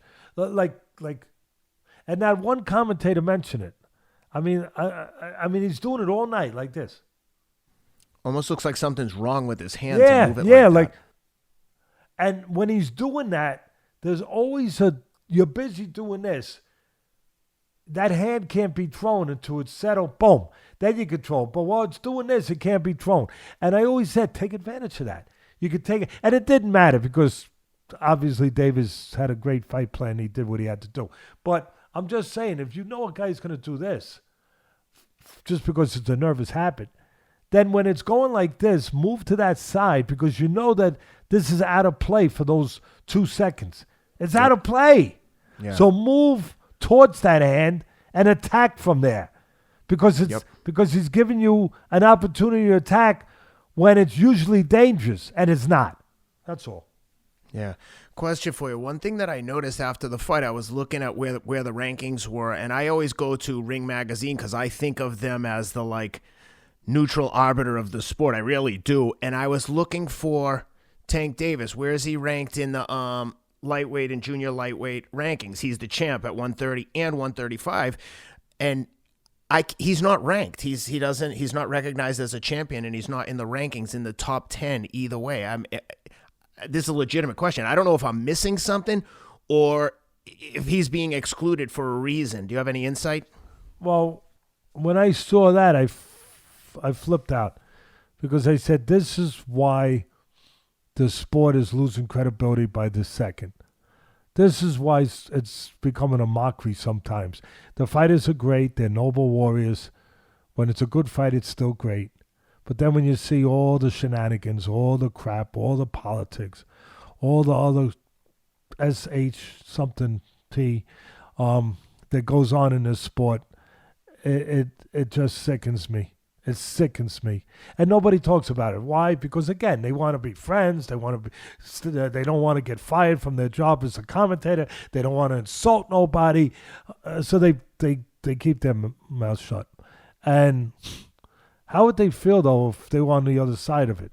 They wouldn't feel so good if their fighter or their son or whatever was being robbed when he worked so hard to get to that place, and now he's being robbed in a fight by corrupt judges or incompetent judges, and now he's got to go back to the back of the line and face thousands of punches again to get back there, and then hope that it comes together for him the way it did that night to win the title again or whatever. I mean, that's why I get so incensed and so crazy. And I'm looking at this, what you're talking about, and here it is. And look, guys, look, you don't have bad eyes, by the way, guys. I know, I wish it was that simple. I really do. But look, this is recent, I can't even say it, but this is recent ratings. Look at the junior lightweights, the lightweights, the featherweights. Do you see Cruz? Do you see Davis? No. Look again, because there's got to be a mistake, right? It's impossible. This is the Ring magazine. Years ago, it was called the Bible of Boxing. It's owned by De La Hoya, by Golden Boy. This is, I mean, look at it again. Please give me an explanation. Really. And please understand why Teddy Atlas gets so upset about such things that I do. And sometimes you say, oh, why is Teddy screaming? That's why I'm screaming. Show me their names. Show me them. Because if you're a legitimate Ring magazine, if you're a legitimate tabloid, a legitimate media outlet, right, of news in this sport, and you're one of the top names, how do you not have two guys that are champions? How do you not have them in there? A guy like Cruz, who's been champion for years. A guy like Davis, who's champion, who fought on pay-per-view last night. By the way, I don't think the numbers did too well. I think they made a mistake making that pay-per-view. But I think that the performance will help him to be better as a pay-per-view fighter. I think that, yes. But forget that for a minute. Look, getting back to this. How do you call yourself a legitimate media outlet when you don't have a guy who's fought for 2 titles last night, a world champion, and another guy who's been a world champion, Cruz? You don't have their names anywhere. How? I mean, I want to put context to this, Ken. That would be like one of the NBA or the NFL outlets or the MLB outlets. Let's take the NBA. The NBA media outlets not having the Lakers listed as champions. Why? Because they don't like the owner of the Lakers. Because it's obvious there's got to be a reason somewhere that Golden Boy, we know he doesn't, or at least if you're in the business, you know he doesn't like Al Heyman. They're mortal enemies. He hates Al Heyman. So these, obviously, they were Al Heyman fighters. Davis is Al Heyman fighter. So is that the reason? So you don't like him? So you don't take a legitimate champion who belongs to be rated in there, and you don't rate him? How do you call yourself a legitimate news outlet and magazine? How? You can't. You're the old days of the Enquirer. You're a joke. Yeah, I said it. Yeah, I don't care about who don't like me. I don't care. Yeah, I said it. Yeah, you're a joke. You made yourself a joke. Teddy Atlas and Ken Rideout didn't make you a joke. You made yourself a joke. Really, explain to me how those names are not there. Explain that to me. How are they not there? And again, that would be like if the NBA example is not good enough, I'll go to the NFL. Ken, because of Ken. And his favorite team, the New England Patriots, when they won the Super Bowl, and they're not listed in the NFL media outlets. They're not mentioned. Why? because somebody doesn't like Kraft, the owner, or they don't like Bill Belichick, whoever's the editor at the outlets, at the magazine. So they don't put him in there. That couldn't happen, right? Because you would take away the credibility of the sport. You would make it a laughingstock. You'd make a mockery out of it. They're making a mockery out of the sport. They really are. Between all the things that happen and now this, you make a mockery out of the sport. And the fighters deserve better. They earned the right to be in there. They bled to be in there. They sweated to get in there. They took risk to get in there. What risk did these writers or whoever makes up this cockamamie stuff, what risk did they take? The only ratings I believe is the Transcontinental. I think I'm saying it right. Rob, check that for me. Please check that for me. It's the Transcontinental ratings. I believe it is. They're the only ones I really take any merit with. Anyway, but this is Ring Magazine. Again, this used to be called the Bible of Boxing. I think of the Ring Magazine belt as the true champion of the division. And now look at it. Yeah, this magazine was the Bible of Boxing. You know what it looks like now? Mad Magazine. Looks like Mad Magazine. Remember Mad? Yeah. Mad Magazine. Put that up there, Rob, if you can. Mad Magazine with that silly kid with the freckles. You remember that? Alfred E. Newman? Yeah, well, whoever that was. Remember Mad Magazine? Funny magazine. Funny magazine. This ain't supposed to be a funny magazine. This ain't supposed to be a spoof. This ain't supposed to be a joke. This ain't supposed to be a Living Color. I love Living Color and Living Color. This ain't supposed to be a Living Color skit. It's a. Am I wrong, Ken, to feel this strong? No, I wonder what would happen if Davis was in a line to challenge a title holder who happened to have the Ring Magazine belt. Would they recognize him? Would they give him one? No. I mean, maybe they will after we just torched them and put them on fire and tar and feathered them and dumped them in the Atlantic Ocean. Oh, there it is. There it is. My man. Oh, look at that gap-toothed son of a gun with the big ears. My ears aren't that small either. No. But my head is big enough to cover it. Look at, there it is. Mad Magazine. There he is. Okay. Can we replace that? Can we do a little artwork here? I have so much confidence in Rob. Maybe it goes too far sometimes. But can we erase Mad and put Ring? Can we do that? You know, with the picture of the guy picking his nose, and instead of Mad, put Ring. Is that possible? Oh my goodness! And because that's what he's saying to the fans. That's what he's saying to the fans right there with his middle finger up his nose. The fans that know the Cruz, they're fans of Cruz, they're fans of Davis, they know they're world champions. Well, this is what they're saying about what you know and what you care to know. I'd love to see that and erase Mad and put Ring. If we could do that. I wish we could do that. I don't know if we could do that with the computerized technology that we have. And put Ring up there instead of Mad. That's we'll figure it out. But I'm done. I'm done with that. You remember that movie? Robert, get this up for me. Remember that movie? My cousin Vinny. Oh my! Rob's a genius. He reads minds because I heard him whisper. He's a genius. He is a genius. No, really. My cousin Vinny, when in the I laughed thinking about it. When in the courtroom, Joe Pesci being a lawyer for his nephew and the other guy that were accused of murder in some southern town, and he's starting to get a little hot. At first he was a mess. He was a mess. The judge was putting him in jail, throwing him out of the courtroom, everything. For contempt. For contempt. But all of a sudden he started getting good, and he got on a little run, some momentum going, and he questioned the witness, and he goes, I'm through with this one. I'm through. Instead of saying, I'm done with this witness, of course he didn't do anything conventional. He said, I'm done with this one. I'm get this one out of here. Well, I'm done with Ring Magazine, and And we can move on now. I'm done with that one. Well, let's move on to a fighter that I know they like because they featured him in an animated monster cover that was actually pretty entertaining and an awesome cover. Naoya Inoue and Jason Moloney.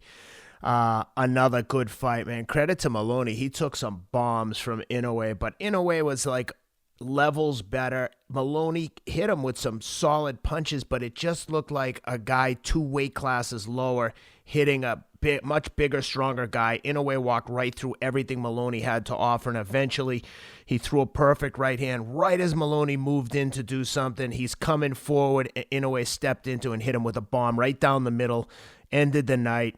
Moloney was game all night, tried to get up, stumbled back down. The ref waved it off. Inoue successfully defends his IBF and WBA bantamweight titles. I really like Inoue. Obviously, a lot of people do. A lot of people probably now have him 1-2 in pound for pound. But what'd you think? The monster won on Halloween. How's that? How's For that? sure. Yeah, right? yeah. For karma. Perfect. The monster. I add one thing in there before somebody else grabs it from me. I add one thing in there. I always say in the gym with my fighters, smart monster. That's what I always try. That's my ambition, my goal when I train a fighter. Make him a smart monster. A smart monster. They're the best monster. He was a smart monster that night. And the only thing I differ with you, but I'm not different with you, to be honest. I'll just put it a different way from a trainer's perspective, where you said he, whatever words you use, he smashed him with the right hand. He timed him with the right hand. That was part of the majesty of it, part of the artistry of it, part of the greatness of it that makes the monster so good. He timed the right hand perfect. Yeah, it was but it was timed. He threw it at the exact right time when the other guy made himself susceptible, when Moloney threw the jab and he was too close when he threw it and his head was too stationary and the jab was coming back too slow. Boom! He saw an opening to time him. That's where I'll start. I'll start with that because a lot of people have power. Ernie Shavers had power, and he never won a heavyweight title. You need the other stuff. And listen, Ernie Shavers was around during a tough time with some great heavyweights, but still, I'm just saying, Inoue has more than just power. He's got good instincts. He's very calm. He's got good eyes. Another guy trained by his dad too. Yeah, good job. Some of them are great. History shows it. Some of them, they're great, but they destroy their relationships, which is not great. At what price do you want success? But some of them have both. They have their cake and eat it too. It's not easy to train your own kid. Think about it. I'm glad you brought that up. Ken, think about it. The kid the human nature of a father is to do what? Protect his offspring. In this case, protect his son. And in this case, you're putting him keep him away from danger. As a father that's a trainer, you're putting him into danger. Yeah, you're doing it in a way where if you're in control, you're giving him the best chance. No doubt about it. And that's how a father thinks. He's protected him better than someone else. But you're still putting him into a position where there's danger. That's what makes it so amazingly conflictive. And this could be its own piece. We could do a show on this. That's what makes it so conflictive and goes against all the laws of human nature. That instead of protecting them, you put them in a position where there could be danger. But having said that, it's amazing the success some of these fathers have. And for me, great eyes, great sense of anticipation. Wayne Gretzky was one of the greatest, if not the greatest, hockey player. I think Gordie Howe might have been the great. But Wayne Gretzky may be the greatest hockey player of all time. He wasn't the fastest. He wasn't the hardest shooter. Bobby Hull might have been the hardest shooter. I'm surprising you guys out there with my knowledge of other sports a little bit. Huh? I'm impressing Ken. He wants me to talk about the Boston Bruins, about Phil Esposito in front of the net, how he dominated in front of the net. He wants me to talk about that. Stan Jonathan. Yeah. Terry O'Reilly, Mike Milbury. There it is. Bobby Orr. Bobby Orr. So, but Wayne Gretzky's probably his greatest trait was his sense of anticipation. He was always at the right place at the right time. And that's one of the traits that Inoue has. Great sense of anticipate, great reflexes, great eyes, great timing. He's got great power, but the great ability to deliver the power, like I said, when he timed the right hand over the jab, he delivered it clean. It's one thing to have power. It's another to have that ability to deliver it at the right time on the button. And he did that. And that's why it was so effective, that punch. And to see the opportunity, to see the opening for that, he saw it all night. And he finally closed the show with it. He capitalized early. But the other attributes of Inoue that I saw, the quick closing step, where so quick he'll close that last 2 feet and be on you. Just real explosive with his hands, very quick with his hands, but quick with his step to close that gap. Bam! Really, really, really special. And put together combinations that are intelligent, well-placed combinations to open something up. And to use his jab well. To stabilize the guy, to keep the guy where he wants, to keep the guy from dominating him with his jab. And Moloney needed to dominate him with his jab. So what did Inoue, if he's going to win, right? Because he's not as strong as Inoue. He's got a box, use his jab. So what did Inoue do? He took his jab away with his jab. And with the right-hand counter over the jab of Moloney, where it made him hesitant about using the jab because he might get hit with the right hand. So he took it away that way. It's unbelievable. And the only thing I would improve on Inoue, maybe, is sometimes he gets hit with the jab, where he could learn to throw the jab sometimes from an angle, like boom, instead of from the middle. And another thing, and listen, this is almost, it's almost ridiculous that I'm saying anything about such a great fighter. And I'm not thinking, I'm just pointing out from my eyes as a trainer. The only other thing I might add is to use a feint once in a while a little more, because he's always pressing the action. People are going to react to his feint. They're going to believe that he's throwing something. To use a feint maybe before you throw the jab, so the other guy throws his jab too soon, then you won't get hit with the jab. Then you can come in clean. Stuff like that. But I love the way, I've said it before on this show, he's got the same thing that the great Joe Louis had. He's always balanced, always in position, never out of balance, never out of position. His legs are always where they need to be, under him. His upper body's never ahead of him. No matter how good you are with punching and putting punches together upstairs, it couldn't be possible if downstairs wasn't good. His downstairs is very good. His basement, his foundation, it's very good. And as far as Moloney, listen, he's a pretty good boxer. You did a good job, Ken, with the opening. He's a pretty good boxer. But you had to be more than that with this guy, because he knows how to cut the ring down. He knows how to get in. He knows how to track you down. And you can't just be a good boxer. You have to have a little pep in your step. You have to have a little power to slow the guy down, because otherwise he's going to walk through you. And that's what he eventually did. He wasn't physically strong enough, Moloney, at the end of the day. He had the right idea to box. I mean, that's the only... I was a little confused when the commentator said he should be on the inside. Well, I was like... I was confused, because the inside was one place he had no shot. Now, I know he was getting beat on the outside because of the reasons I just think I pointed out. But the inside would have been it would have been kind of like, instead of dying by 1,000 cuts, you die right away. Maybe that's maybe that's a reason to be inside. So you die right away instead of by 1,000 cuts. Maybe. But to me, his only chance was on the outside, but even there, he didn't have a chance because he didn't have enough power to slow the guy. I know what they were saying. You had to hurt him. You had to get his respect. You had to slow him down. Well, going inside would have been kamikaze. It would have been suicide. So, anyway, but he had the right idea. He just didn't have the equipment, Moloney, to pull it off. To be able to do it.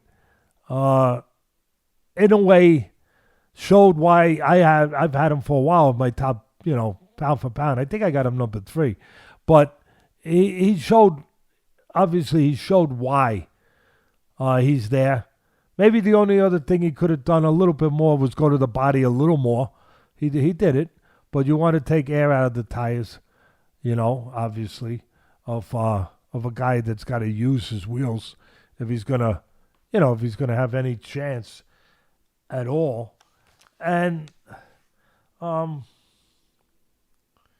just want to look at he definitely obviously lives up to Monster. And at the end of the day, if I'm calling the fights, you know what analogy I use? And I sent the tweet out. Rob put it up for me after the fight, Ken. Watching the fight from the beginning, I had the image of a kid. You got kids. You go to the shore, right? During the summer? Yep. I had the image of a kid at the beach, Ken, where he's trying to make a sandcastle. And every time he gets it up, he's putting the walls up. Looks nice. You know what I mean? And you come over as the father and you put a little water on it. You tighten it up a little bit. You polish it up a little bit. And every time it's starting to get put together, the water gets higher and you got to move it back. You got to, because the ocean comes up and you got to move it back. So you move it back. And then you get it set up again and you get the mort. And you get the walls and everything, and then the water's there again. It came up high again. Yeah, and that's what it felt like watching this fight, that no matter what Moloney did, the tide kept coming in. And there was nothing to stop the tide. And eventually, it was going to do what happens to the kid's castle. It was going to wipe it out. Yep. The tide was eventually going to come in and wash it away. And sure enough, the high tide called Inoue finally came in, and it just knocked the castle down. And that's all that's that old saying, "Nuff said." Yep. That's it. That's what that fight was. Yep. The only thing I'll add, though, there was you were talking about some of the old-time hockey players, and one of the only times I ever remember rooting for someone against the Bruins was in the early 80s. My friend Jack O'Callahan, who won a gold medal, he was the captain of the USA Olympic hockey team that beat the Russians in Lake Placid. He came to the Garden in his first game ever as a pro. I forget if it was with the Devils. He played for the Blackhawks for years, but I think he might have played the Devils first. Either way, he got in a fight with Terry O'Reilly, and it was the only time I ever remember hoping that someone beat the crap out of someone from Boston, because he was literally like a neighborhood guy. Jack O'Callahan was like a local legend, hero. He was a little older than me, but we became really good friends as I got older. But, man, watching him fight with some of the old Bruins, Terry O'Reilly, Mike Milbury, he fought everyone. And he was like same size as me, maybe like 5'10", 170 when he was playing. He was just willing to get in there and fight with anyone. And it was just, oh, man, he was like my first sports hero as a kid. The greatest, Anyway. I'm going to ask you a question. We'll finish on this. Maybe we'll put a contest out there, Rob, to the fans. Name the greatest fighter in the history of the NHL. I'm going to name mine. Bob Probert. All right, there you go. I'm going to name one that's going to throw you off a little bit, but because nobody would fight him. But I'm going to name one, and then let's put a thing out there. Let the fans name their greatest. Yeah, let them name their greatest National Hockey League fighter, and the winner will get a chance. Signed glove. Yeah, signed glove. I was going to say a chance to spar with Ken. All right, now here we go. You ready for mine? Yeah. Mine, Gordie Howe. Yeah, that's a good one. Because, Ken, nobody wanted to fight this guy. No. This guy was a savage. The guy was a man. He was a man. He was a man. That's beautifully said. What did he play? 5 decades? With yeah, something like that. Maybe 6. But 5 or 6 decades he played, and he played with his sons. Yep. He actually wound up playing with his sons. I mean, this is a guy. I did a fight plan in Texas. I think it was somewhere in Texas. And believe it or not, in Texas, they had a hockey team, like a minor league hockey team, something. And the guy that was I don't know if he was the coach or he just lived there. He had the most penalty minutes in the history of the National Hockey League. So we had him do the fight plan with me. We had him, we right away, we said, we got to get this guy. And he was glad to come over and do the fight plan with me. And great guy. Can't remember his name. And so we started talking about who the toughest guys were, because this guy who had the record for most penalty minutes, he should be an expert on it, right? So we started talking, and he looks at me, he says, oh, there's only one guy. He said, I've been in with all of them. But there's a lot of great ones. You remember the guy from Philly was the big bully Schultz? Remember him? Oh, of course, Dave Killer Schultz. Yeah, I mean, he would, he was there, and you had these different guys. But big mustache and afro. Yeah. But he said, oh, there's only one guy, Gordie Howe. Mm-hmm. He said, matter of fact, he said, towards the end of his career, I got to play with him, and I made a mistake. Forget about what he does with his fist. He said, I made a mistake. What a savage guy. No playing around with this guy. I made a mistake, and we were in practice. And I thought, okay, in practice, you got to show who you are, and you got to go 100%, right? All that stuff. So here's the great Gordie Howe going up the ice, and it's practice. Practice? You talking about practice? All right, I just had to throw that in there with the great Allen Iverson. Practice? Are we talking about practice? So they're going up ice, and there's the great Gordie Howe. And this guy, that I can't remember his name, good guy, he says, I'm going to check him. What a mistake. What a mistake. So he goes, bang. He goes and, puts his stick up, checks him. He said, from somehow within the milliseconds of checking him with a high stick and then recoiling back to my skating position, Gordie Howe went, chip with his stick like a surgeon and cut his eyebrow wide open. Gave him about 35 stitches. Like Zorro.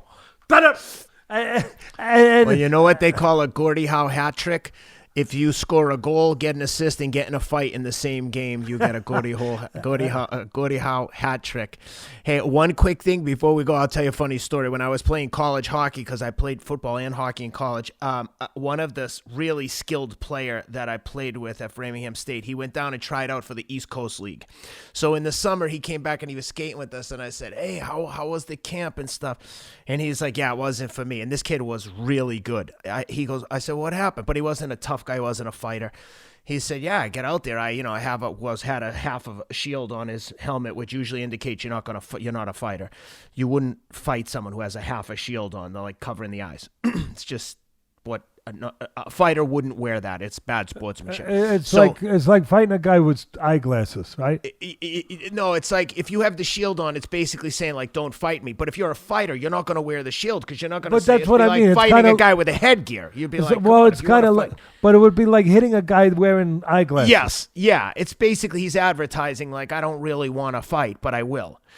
So the kid goes, yeah, I get out there the first shift. He goes, he lines up, and there's a guy like a guy who looks like a character from Slapshot. And he says, the guy says, it's everything in hockey. It's not like this full of rage. The guy says to him, hey, we're going. It's camp. We got to we're trying to make the team. He said, hey, we're going. And the guy's like, no. I'm not, no interest. And the guy, they drop the puck. The goon takes my buddy's stick, throws it out of the rink, and drops his gloves and said, drop your gloves. So you're fighting whether you like it or not. He threw his stick out of the rink, so he had no stick to drop and just attacked him. And that's when he decided, I don't think I want to play in this league. Yeah, at that point, like Cuz D'Amato said, during a tough fight, the guy, Cuz would watch a fight with me and see stuff like that going on, in the midst of a very tough fight, and he turned to me and said, Teddy Atlas, right about now, he's thinking about another line of work. Yep. That's it. So what's next, partner? All right. Last one from the weekend. This one was Friday, but should have probably been on Halloween given the result. Jaime Munguia, who I love watching. I love this guy. I love watching his fights. He's in there with Turiano Johnson, steady veteran. And at some point in the fight, I forget the round, I apologize, Jaime Munguia hits him with an uppercut. And when they showed the slow-mo, it split Johnson's lip halfway up to his nose, and you could just see pieces of flesh flying through the air in the super slow-mo. The crazy thing is, it was horrible. Not as bad as Alistair Overeem in the UFC recently, but it was horrible. And the ref came over and took a look at it. There was 20 seconds left in the round, and the ref was like, "Nah, you're good. Let's keep going. Finish the round." I mean, it looked like, it was a perfect image of a Halloween horror mask. And then once he got back to the corner, the doctor came in and was like, "No, this fight's over." I mean, it was horrible. I know you had a chance to see it. What do you think? Well, and no, Rob I will get agree a with picture you. of it, I'm sure. No, that's a good. Yeah, he will. It's pretty graphic. Very graphic. If you haven't eaten yet, maybe you might want to eat first. Wait, just wait a little while, because it could be one of those Alka-Seltzer moments that we talked about earlier. But I think you jumped into it the perfect way, Ken. Why you got a cut like that? It's already been decided that it came from a punch, so it's not like it's going to go to the scorecards. See, I'm being fair again. I want to point everything out. If it was still a chance to go to the scorecards, let him finish the round, because that last 20 seconds might win the round where he'll need that to finish the scorecards to see who won. But it wasn't going to the scorecards because it wasn't from a headbutt or an accidental, headbutt or whatever, or an elbow, whatever. It was already decided by the ref that it was from a punch. So the only conclusion would be that Munguia was going to win, was going to win the fight by knockout. Yep. So when you see that, now I know some people say, well, you had 20 seconds left to knock out, for Johnson to knock him out. All right, I'm with you. But when you see the severity of this cut, I think that it's your responsibility at that point with 20 seconds left. And this guy, it could get worse because he's getting hit with uppercuts, which is what caused the cut to begin with, and he's walking straight into uppercuts all night, and he hasn't changed. With 20 seconds left, I don't know. I scratched my head a little bit, just a little bit. It's not one of the big head scratches over here, but we have some big ones. But with all the stuff about looking out for the safety of the fighter and fights that are stopped too soon sometimes, and we're looking out for the and for all that stuff, this is a time where it's right there for you to look out for the fighter with that kind of cut. 20 seconds left. I mean, you're going to see it now what I'm talking about, guys. There it is. There it is. On the right-hand side. My right-hand side, anyway. And Yep. it's pretty damn bad. And it could get worse with another uppercut. I don't know. I don't know about letting it go those last 20 seconds. But here's what I saw in the fight. I saw a 25-year-old Munguia, who's a bigger guy, naturally bigger guy, against a 36-year-old Johnson, who had two losses, both by knockout. He was winning the fights in both fights, but he got knocked out late by good punches. And Johnson's a southpaw. Well, actually, he switches. And this is the last hurrah for Johnson. Probably, maybe. Definitely a crossroads, at the least, where he's got a chance now to win a title. And he does what he does. He's 11 years older, but he does what he does. He's aggressive. He's a gutsy, game son of a gun, Johnson. He really is. And he made no complaints afterwards either. Behaved like a real fighter, man. And he comes at you. He comes at you. And Munguia doesn't get a lot of credit. People just say he's a big guy. He's still not developed. He needs to develop more. He won the title against a smaller Saddam Ali, who probably the father and the brain trust with him probably made a big mistake putting him in that fight at that kind of weight, because Saddam was really a welterweight, and he won a junior middleweight from a shot Cotto. But, he won it. I mean, the kid was an Olympian. He's a good kid. He got his moment to win a title. He's always wanted to be a champion, him and the father, since they were kids. They won the title against Saddam. But I thought it was bad judgment to put him in that fight. But anyway, Munguia, his only credit he gets is he's big and he's strong. But he's raw and he needs to develop. I saw development in that fight that I don't think that the commentators gave him enough credit. Where I saw in that fight where he showed a dimension he never showed. He's supposed to be a one-dimensional guy. Well, Johnson was one-dimensional all night. But Munguia was supposed to be one-dimensional. Just a big, strong guy, Ken. But he showed a ability to adapt and adjust and show another dimension. Suddenly, because the other guy was coming at him, he started to box. He started to step back. He started to create room, something he never showed a propensity to do before. He started to step back, create room, and he had enough intelligence and instinctual intelligence, innate intelligence, whatever, to say, let me take advantage of this guy being predictable and catch him coming in. And he stepped back, and sure enough, he says, the guy's shorter than me. He's coming in, leaning a little. Let me start using an uppercut. Bang! Bang! And he's catching him. He showed an ability to adapt, to show another dimension. I liked it. He's not perfect. He's got a long way to go. Early on, he lost some rounds because Johnson pressed him, got inside, hit him. He really blitzed him early on. He better pick up his defense and build it. Oh, he better. And an ability to pick it up early because he'll get blitzed by someone the way he blitzed Saddam Ali in his fight to win the title.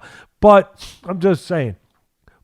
But early on, when he was on the inside, Johnson was hitting him a lot of right hands because, and if I'll just throw out this little, I'm looking to help somebody if I can. If it don't, it don't. But they're doing a job. They got him to world title. I'm not in any way challenging that. I'm just saying one thing that he's got to correct is he was getting hit with right hands. Why?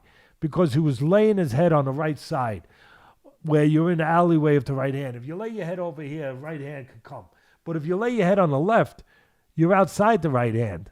Here, you're in position to get hit with the right hand. So he should finish his head on the left, not on the right side. That would be one thing that would have helped him avoid some of those right hands. But having said that, he made the adjustments. He started backing up, giving himself room. You know that old saying, give the guy enough rope to hang himself. That's what he did.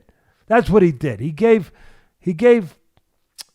Johnson enough rope to hang himself, and he started timing. The thing that confused me a little bit was the commentators were giving Johnson, his trainer, a lot of credit. They were saying, oh, that's fine. Good. They were saying, oh, what a game plan. It was okay. It was good. But to me, it wasn't a game plan to be aggressive. It was just what Johnson does. Yeah. That's what Johnson does. That would be like saying, give that snake over there credit for crawling. Last I checked, snakes crawl. Ken? Yeah. Okay, snakes crawl. So to say I'm going to give credit to Johnson for being that's what he does. But the one thing they didn't point out was give credit to Munguia that he was predictable being aggressive. Give him credit for realizing he could catch him with uppercuts and he needed room. And one other thing, if you're giving him credit for such a good game plan, right? Well, the game plan had a little flaw in it because part of the game plan should have been not to get hit with the uppercut. That should have been part of a good game plan. That's fair. But that's how I call fights. Yeah. Maybe I'm too critical. Maybe I'm looking at it too fine. But to me, that's how I look at it. That if you're going to give him credit, then give him credit because he taught him how to avoid the uppercut then. Because if he's going to be aggressive, uppercuts are going to have to be dealt with. They're going to come at you. Yeah. And he didn't have a plan to get away from the uppercut, and that's why he lost the fight. But anyway, having said that, I like the way that McGee he's still got a ways to go. And he better improve his early defense to not get blitzed by somebody. Otherwise, he will. But I like the adaptation that he made, and the adjustments that he made from being a one-dimensional stand in front of you power guy to where he boxed a little bit. And that's how I saw it. Yep. Well, that covers the action. One quick footnote, we don't have to discuss it. Congratulations, Regis Prograis scores a third-round knockout. He'll keep marching back towards a title rematch. Hey, let me say something about that. Sure. He's a slick guy, that Prograis. Yeah. He's got pretty good talent, maybe more than pretty good. He really does. He's got a good IQ. He's got good technique. His people do a good job. I only saw a flash. I'm telling you, Ken, I didn't watch the fight. I saw a replay of a flash. That's all I needed to see. He's a southpaw, right? It was a sequence where he slipped a punch, and at the same time, I got wheels on my chair, Ken. So don't give me credit for being this fleet-footed. It's the wheels on my chair. Full transparency. So he slips the punch, and at the same time, see, he slipped, and at the same time as he slipped the punch, he slid to the side. It's the same. Not too many guys do that. He slid to the side, and then bang, he threw a punch off that angle. That's smart stuff. That's high tech. That's high level stuff. And that's why he's a top guy, or one of the reasons why he's the only thing I would suggest to him is do it with your hands up a little better. So if you do get caught, nobody's perfect. If you do get caught, you don't get caught clean. But the guy's a talented guy. He fought a hell of a fight with that Josh Taylor. And Taylor showed himself to be a really solid fighter too. Yeah. So he's a guy who he'll be vying for a world title again. I think that experience with Josh Taylor served him well too, and knows he belongs in there with the top guys. And I love this kid. He's a world-class person, super sincere, trustworthy, and dependable. I consider him a good friend. Anyway, congratulations to Regis. Upcoming fight next week, we got Devin Haney in with Uriah Gamboa. Both guys coming off surgery, coincidentally. Surgery on the Achilles in January of this year for Uriah Gamboa, an injury he suffered against Tank Davis. Yeah, he lost that fight in a 12-round TKO. They said he needed 6 months of recovery from the surgery. Coincidentally, Devin Haney had a shoulder surgery in middle of December of 19, so just exactly 1 month before. He also needed 6 months. So they're going to fight coming up, I think, next week. What are your thoughts on that one? This won't take too long. This won't take too long. I didn't Stay think so. with us, everyone out there. First of all, it's coincidental that the undefeated fighter, the fighter with the juice behind him, right? Let's be honest. The fighter with the career behind him still. Gamboa was terrific, but his career's passed. A lot of hype behind Haney. Yeah. With the guy that's the house fighter, the guy that's the guy with the, like I said, with the power behind him.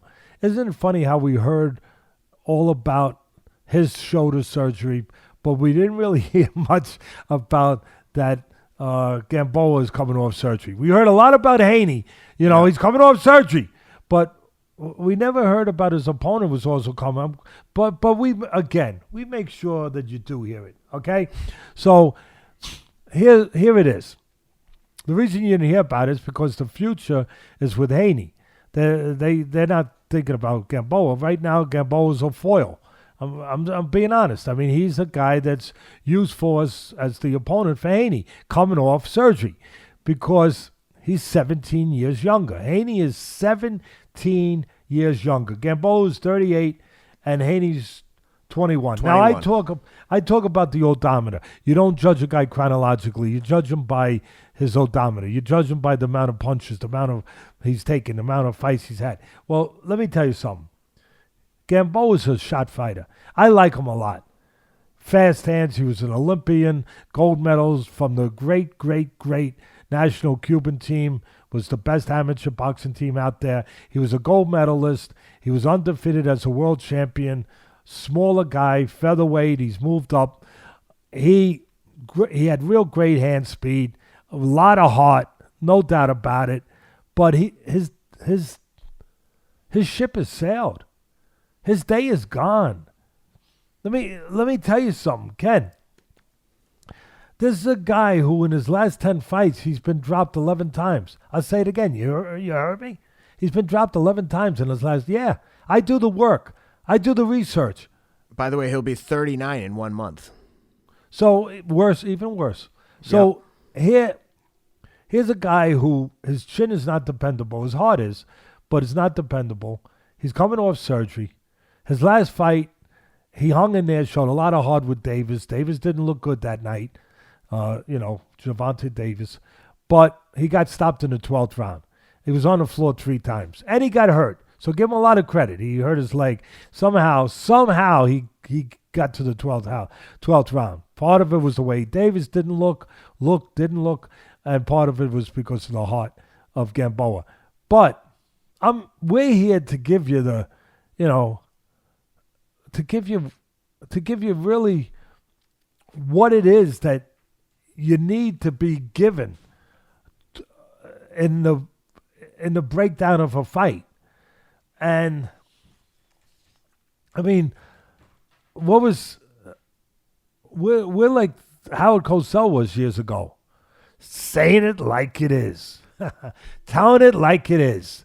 And at the end of the day, there's no real mystery about why, and other people do it, but why Haney's people are picking Gamboa as their fight back after a year off and surgery and making it, well, I won't even say the last part, but there's no mystery about why they're making it, because when you're coming back from that, you want a safe fight.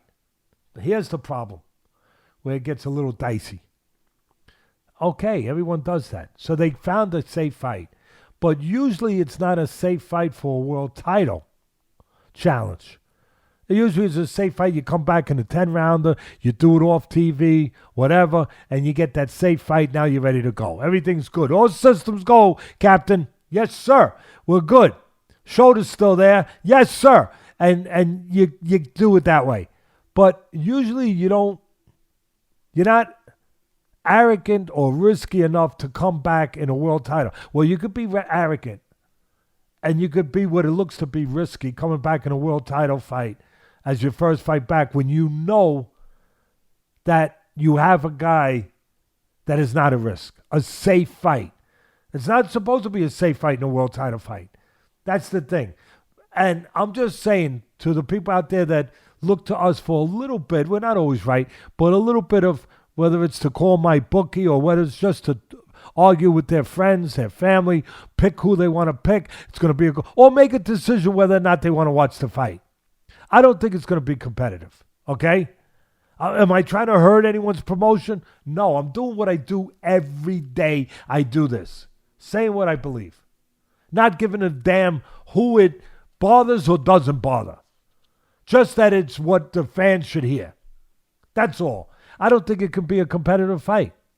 I don't think that when I talk about not judging somebody's age chronologically, I look at how many fights he's had, what his legs look like, what his chin is now, how he physically reacts to punches. I look at how many amateur fights he had. First of all, Gamboa has 33 pro fights. By the way, he's been knocked out 3 times. All his losses have been by stoppage. But he had about 400 amateur fights. I mean, this is a guy that everything that has made him great, it's been used up. It's not there anymore. Everything, all the physical assets and everything else that were so great that separated him from everyone else, that made him a featherweight champion, a smaller guy than Haney, they've had their day. They're in the past. And I just think that this is going to be a mismatch, to be honest. I'm not trying to hurt no one. I'm doing what I do, and what I feel I'm supposed to do, but I can't see Gamboa at this point in his life at this point in his career. And not only I see this, Haney's people see it. Why do you think they're taking him? That's why they're taking him. So that's it. Well, I just think that the finish I'll put on it is I think that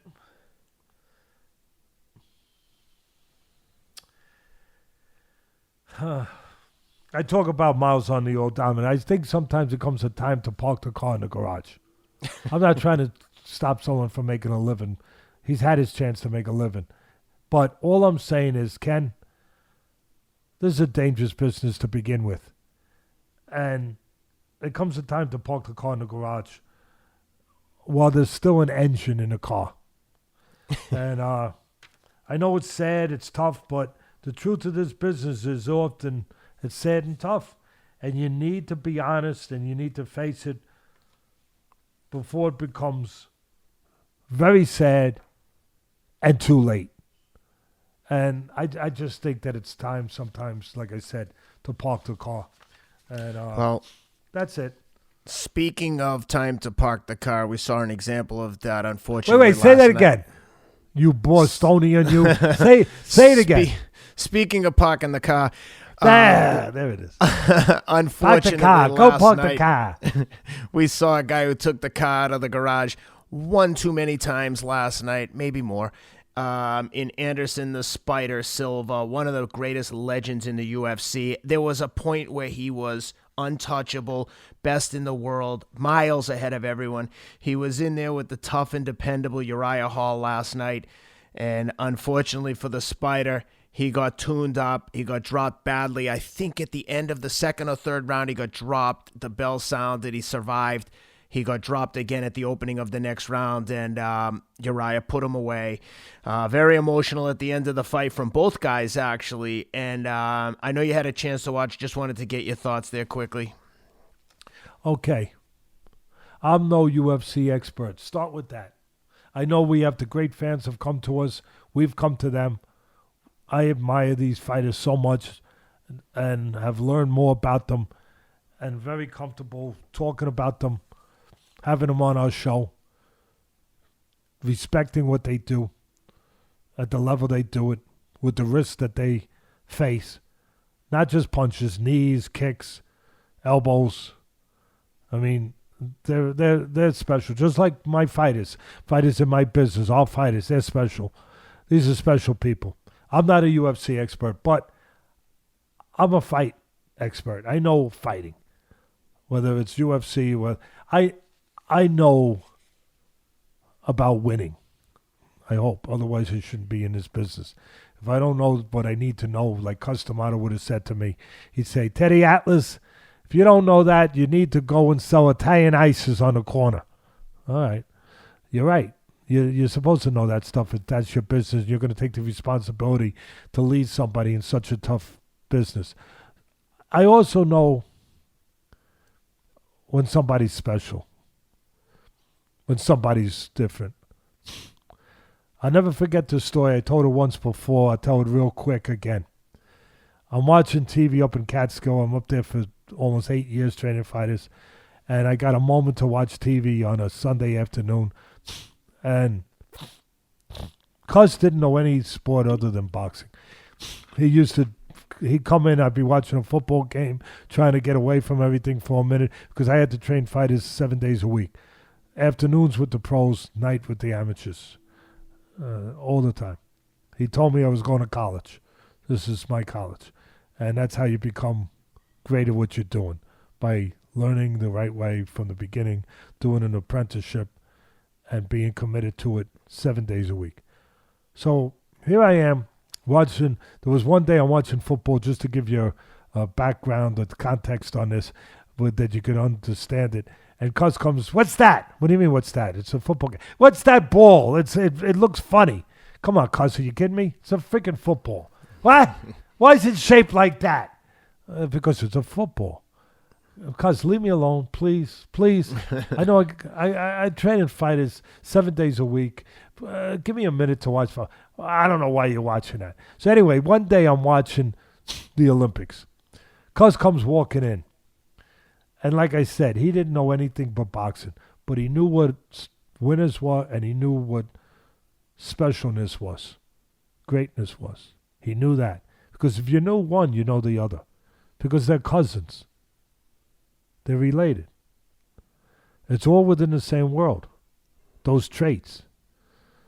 And sure enough, he walks in. I don't remember if it was Olga Korbut or Nadia Comaneci. I'm not sure. Rob's going to confirm it for me. But I'm watching the Olympics. Nadia Comaneci. There it is. I'm watching the Olympics, Ken, and I'm trying to be away from Cus. I love Cus, but I'm trying to be away from him. And I'm just sitting there, not bothering nobody, and try to get away from boxing. And I'm just for a minute. And I'm watching, and all of a sudden, Cus is standing next to me. And he's standing, and he doesn't say a word.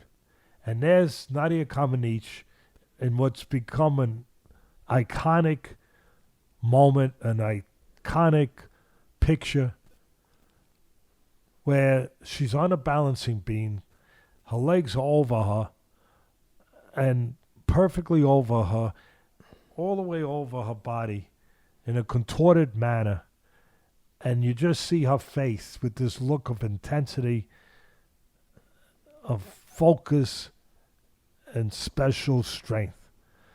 And she's there frozen in time. And Cus walks in, and he sees it, and he looks, he says, "Champion," and he walks out. The next thing I know, I don't know if it was on that particular, moment or right after it, she gets the first 10 in the history of Olympics in gymnastics. Yeah. The first 10 ever. And I look at Cus afterwards, I said, what made you say that? He said, "Say what?" I said, "You came in, you never watched anything in your life. You look 2 seconds, you said, 'Champion.' And you walk out," he said, "You can always recognize greatness when somebody is special. You can recognize it in a flash if you know what the hell you're looking at." And I heard from everybody since we've been doing the UFC and we've gotten more involved in doing it, Ken. I've heard from all the experts, because I listen to the experts. I heard from all the experts, Anderson Silva, the greatest of all time. Boom. Period. Now, look, you got Alessandro, you got all those great talents that they still going to have a say before their careers are over. But right now, for the body of work, they say, Anderson Silva, Teddy, greatest of all time. My guys, BJJ Fanatics,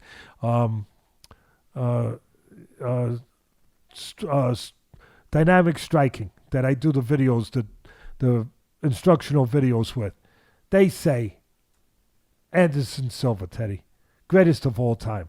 So I went and I looked at his tapes because I want to see for myself. So I look at myself, and just like when Cus looked at Nadia Comaneci, it didn't take long. I watched some of his tapes, and as soon as I saw them, I said, "Champion, greatness, special."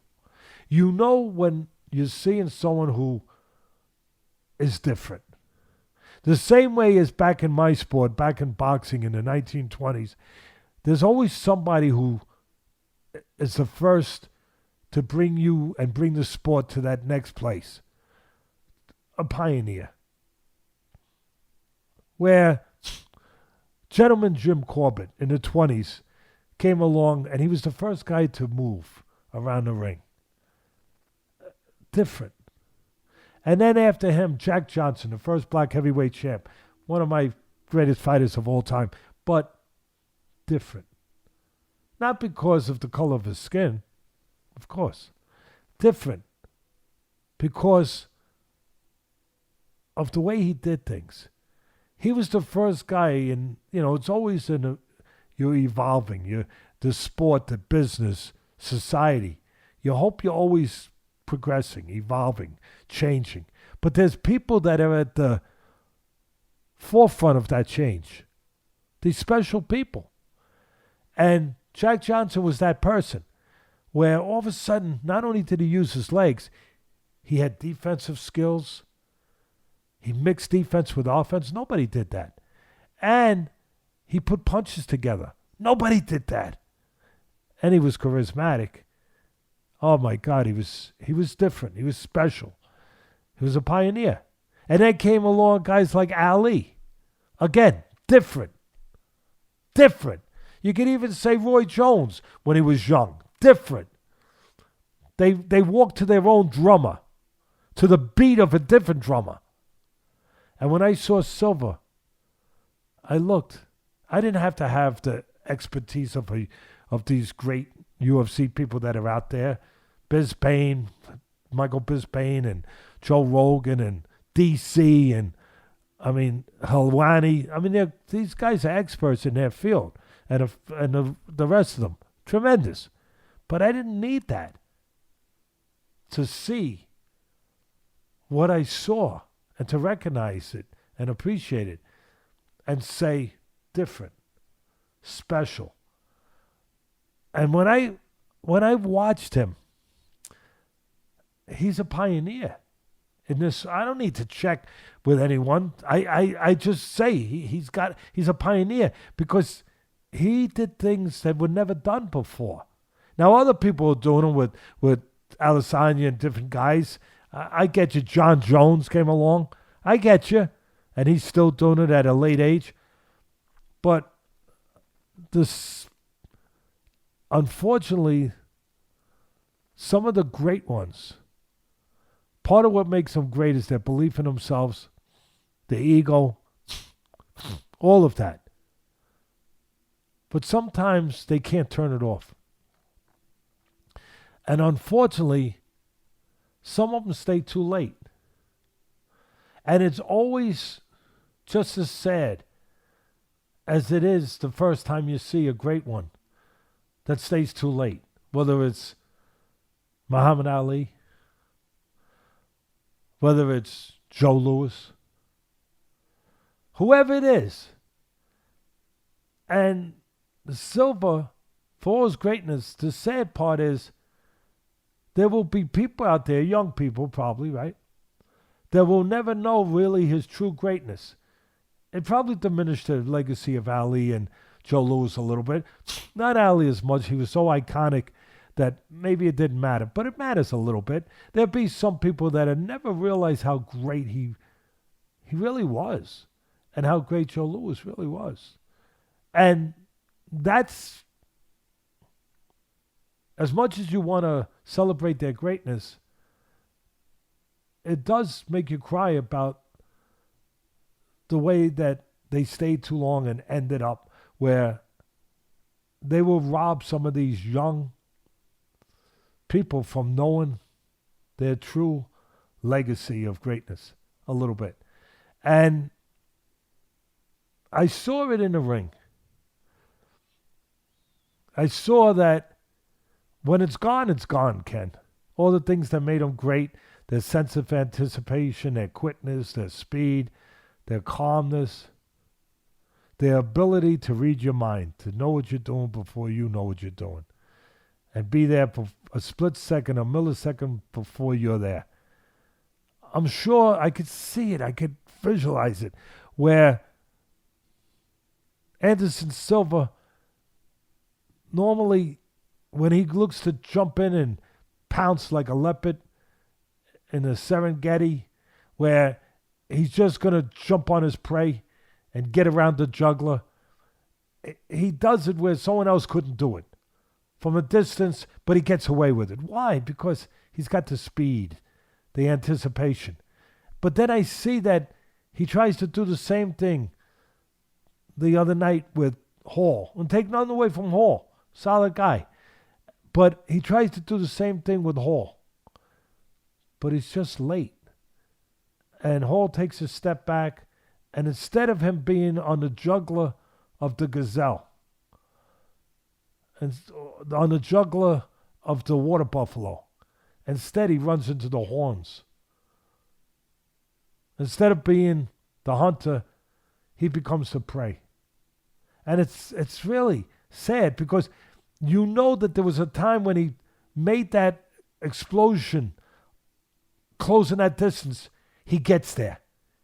Someone else doesn't get there. It's too far away. And you get a guy like me saying, oh, you're going from too far away. But not Silva. Because he knows he could do it. Because he's special. And he gets there. But this time now, he don't have that ability. And Hall steps back. And what happens? He falls short. Instead of getting on the neck of the water buffalo, he falls into the water hole. He just falls short. And Hall steps back, and to his credit, against the southpaw, which Silva is, he throws the right punch, the right hand, and he puts him down. And that's what you see, and that's what a lot of kids are going to see. And then afterwards, you see what you've seen before in this kind of ending that happens too often with the great ones that stay too long. You see Hall, a man of class, a man of character, a man of humanity. You see him on the mat with his head down next to the man that he honored, the man that he grew up idolizing, hoping he could be like him someday. You see him on the mat crying. Same way that Larry Holmes cried when he beat his idol, Muhammad Ali. The same way that Rocky Marciano cried privately in his locker room when he beat his idol, an old Joe Louis. So, it's, again, you see that. And the one thing that the great ones don't see, they don't see what we see. Because they can't. They mustn't. That's what makes them great. They are always the lion. They are lions, Ken. These are lions. And they're always the lion. They always feel they're the lion. Because that's what they are. They don't recognize that their teeth are no longer sharp, or that their claws are no longer quick, or their roar has been diminished, and it no longer goes and penetrates through the air the way it used to penetrate. They are still the lion in their mind. That never leaves. They still are the kings of their kingdom, of their realm. And it's sad seeing old lions. When it was all over with, if you watched it the way I did, and you saw him in a ring all by himself, looking around, that was a lion looking around. Ken, I almost get emotional. That was a lion looking around. And he was looking at what was his kingdom at one time. The place that he ruled like nobody else ruled. Like nobody else ruled. And he was looking at it, and he probably was remembering the way he tracked down his prey. How magnificently, like nobody before him, tracked them down. And basically said, how dare you step into my realm, into my kingdom, when I am the king. And you're looking at him, and I'm sure that's what he was seeing. He was seeing the visions, the old visions of him tracking down somebody who dared and finishing someone who dared come into his kingdom. And it was all over with. That's how I want to remember him. I'm not a UFC aficionado. I'm just new to this business. But I'm not new to watching great ones. I want to remember him. Whatever his eyes were seeing, I want to tell him what I was seeing. I was seeing a lion. Still a lion. Standing there in that cage. That's it. I just needed to say that. That was beautiful, and I'm sure that he will see that clip. And you mentioned in your description there, Israel Adesanya as someone who's a potential all-time great and who has said multiple times that he looks up to Anderson. And actually, he was at the fight last night, watching that fight in the bubble, so to speak, wherever they were. Very few fans in attendance, but Israel was there. And after that fight, Dana White announced that Israel's next fight is going to be against none other than Jan Blachowicz for the light heavyweight title. He's going to move up in weight, and that is a fight that I'm sure everyone's anticipating seeing. I don't think that there is a lot for Izzy right now at middleweight, given the fact that Whitaker's the number one contender, and he disposed of him pretty handedly the last time they were in there together. So Izzy, shout out to Izzy. He's getting a shot at the being a two-weight division belt holder, one of very few in the UFC, and we'll look forward to seeing that. You got any thoughts on that potential matchup? Well, first, I want to remind people that obviously we had Adesanya, him and his coach were gracious enough, good enough to come on our show. Eugene Behrman. Yeah, if you haven't seen it, you could obviously go to the archives and look it up and see. It was a good interview. He was what you would expect from a great champion. He was honest. You know, I don't know how you're a great champion if you can't face truth. So he was very honest and forthright and said some things. I don't know if he's ever said them on an interview before, but it was really a privilege to have the two of them. Good people, to have them on our show. And so I'm a fan. We're fans. But I'm a fan of all of them. I respect all of them for what they do and the risks they take. And he's moving up in weight, right, Ken? He's moving up. He's moving up in weight, which the great ones do. They move up, and he's moving up in weight from middleweight to light heavyweight. And look, the one thing I say, you can't sleep on anybody in the UFC. No. That's one thing I say. As great as Adesanya is, and listen, he's special. He's got that twitchy talent, that twitchy DNA. That freaky talent, and to go with it, the instincts, the innate, intelligence and instincts that I think Crawford has great instincts in boxing. I think he's got his greatest instincts. I think that's one of the things people don't see about him. They see his reach and his length and his power and his physical abilities, but they don't see that. And that's one of the things that I see with Adesanya. He's got the instincts. He's got everything. He's got great talent, special talent, great intelligence, great eyes, where you see, and great heart, which most of them do, and supreme confidence. He's got the belief that I'm going to win. I know that sounds elementary, but it's not, and basic, but it's not. Where I'm going to win. I win this way, I win that way, or I'll find a way to win. But I'm going to win. And that's a power. That's a strength. Ali had it. And there's a power to that. So I like him. I'm going to favor him, even stepping up, because of what I just explained. The other guy is more of a conventional talent, if that makes sense. A standard. This guy's not conventional, Adesanya. He's not standard. He walks to the beat of a different drummer. His drummer. And he can make wrong right, which the great ones can do. He can do something wrong that's not textbook, and he makes it right. And that's special. But his opponent and all of these guys at this level, they're experienced. They're fire tested. They've been forged in that fire. You can't sleep on none of them, Ken. On none of them. That's why you get a lot of upsets in the UFC. Yep. Because these guys all know how to fight. They've all been through the fire. Even their losses have been part of their journey to become winners.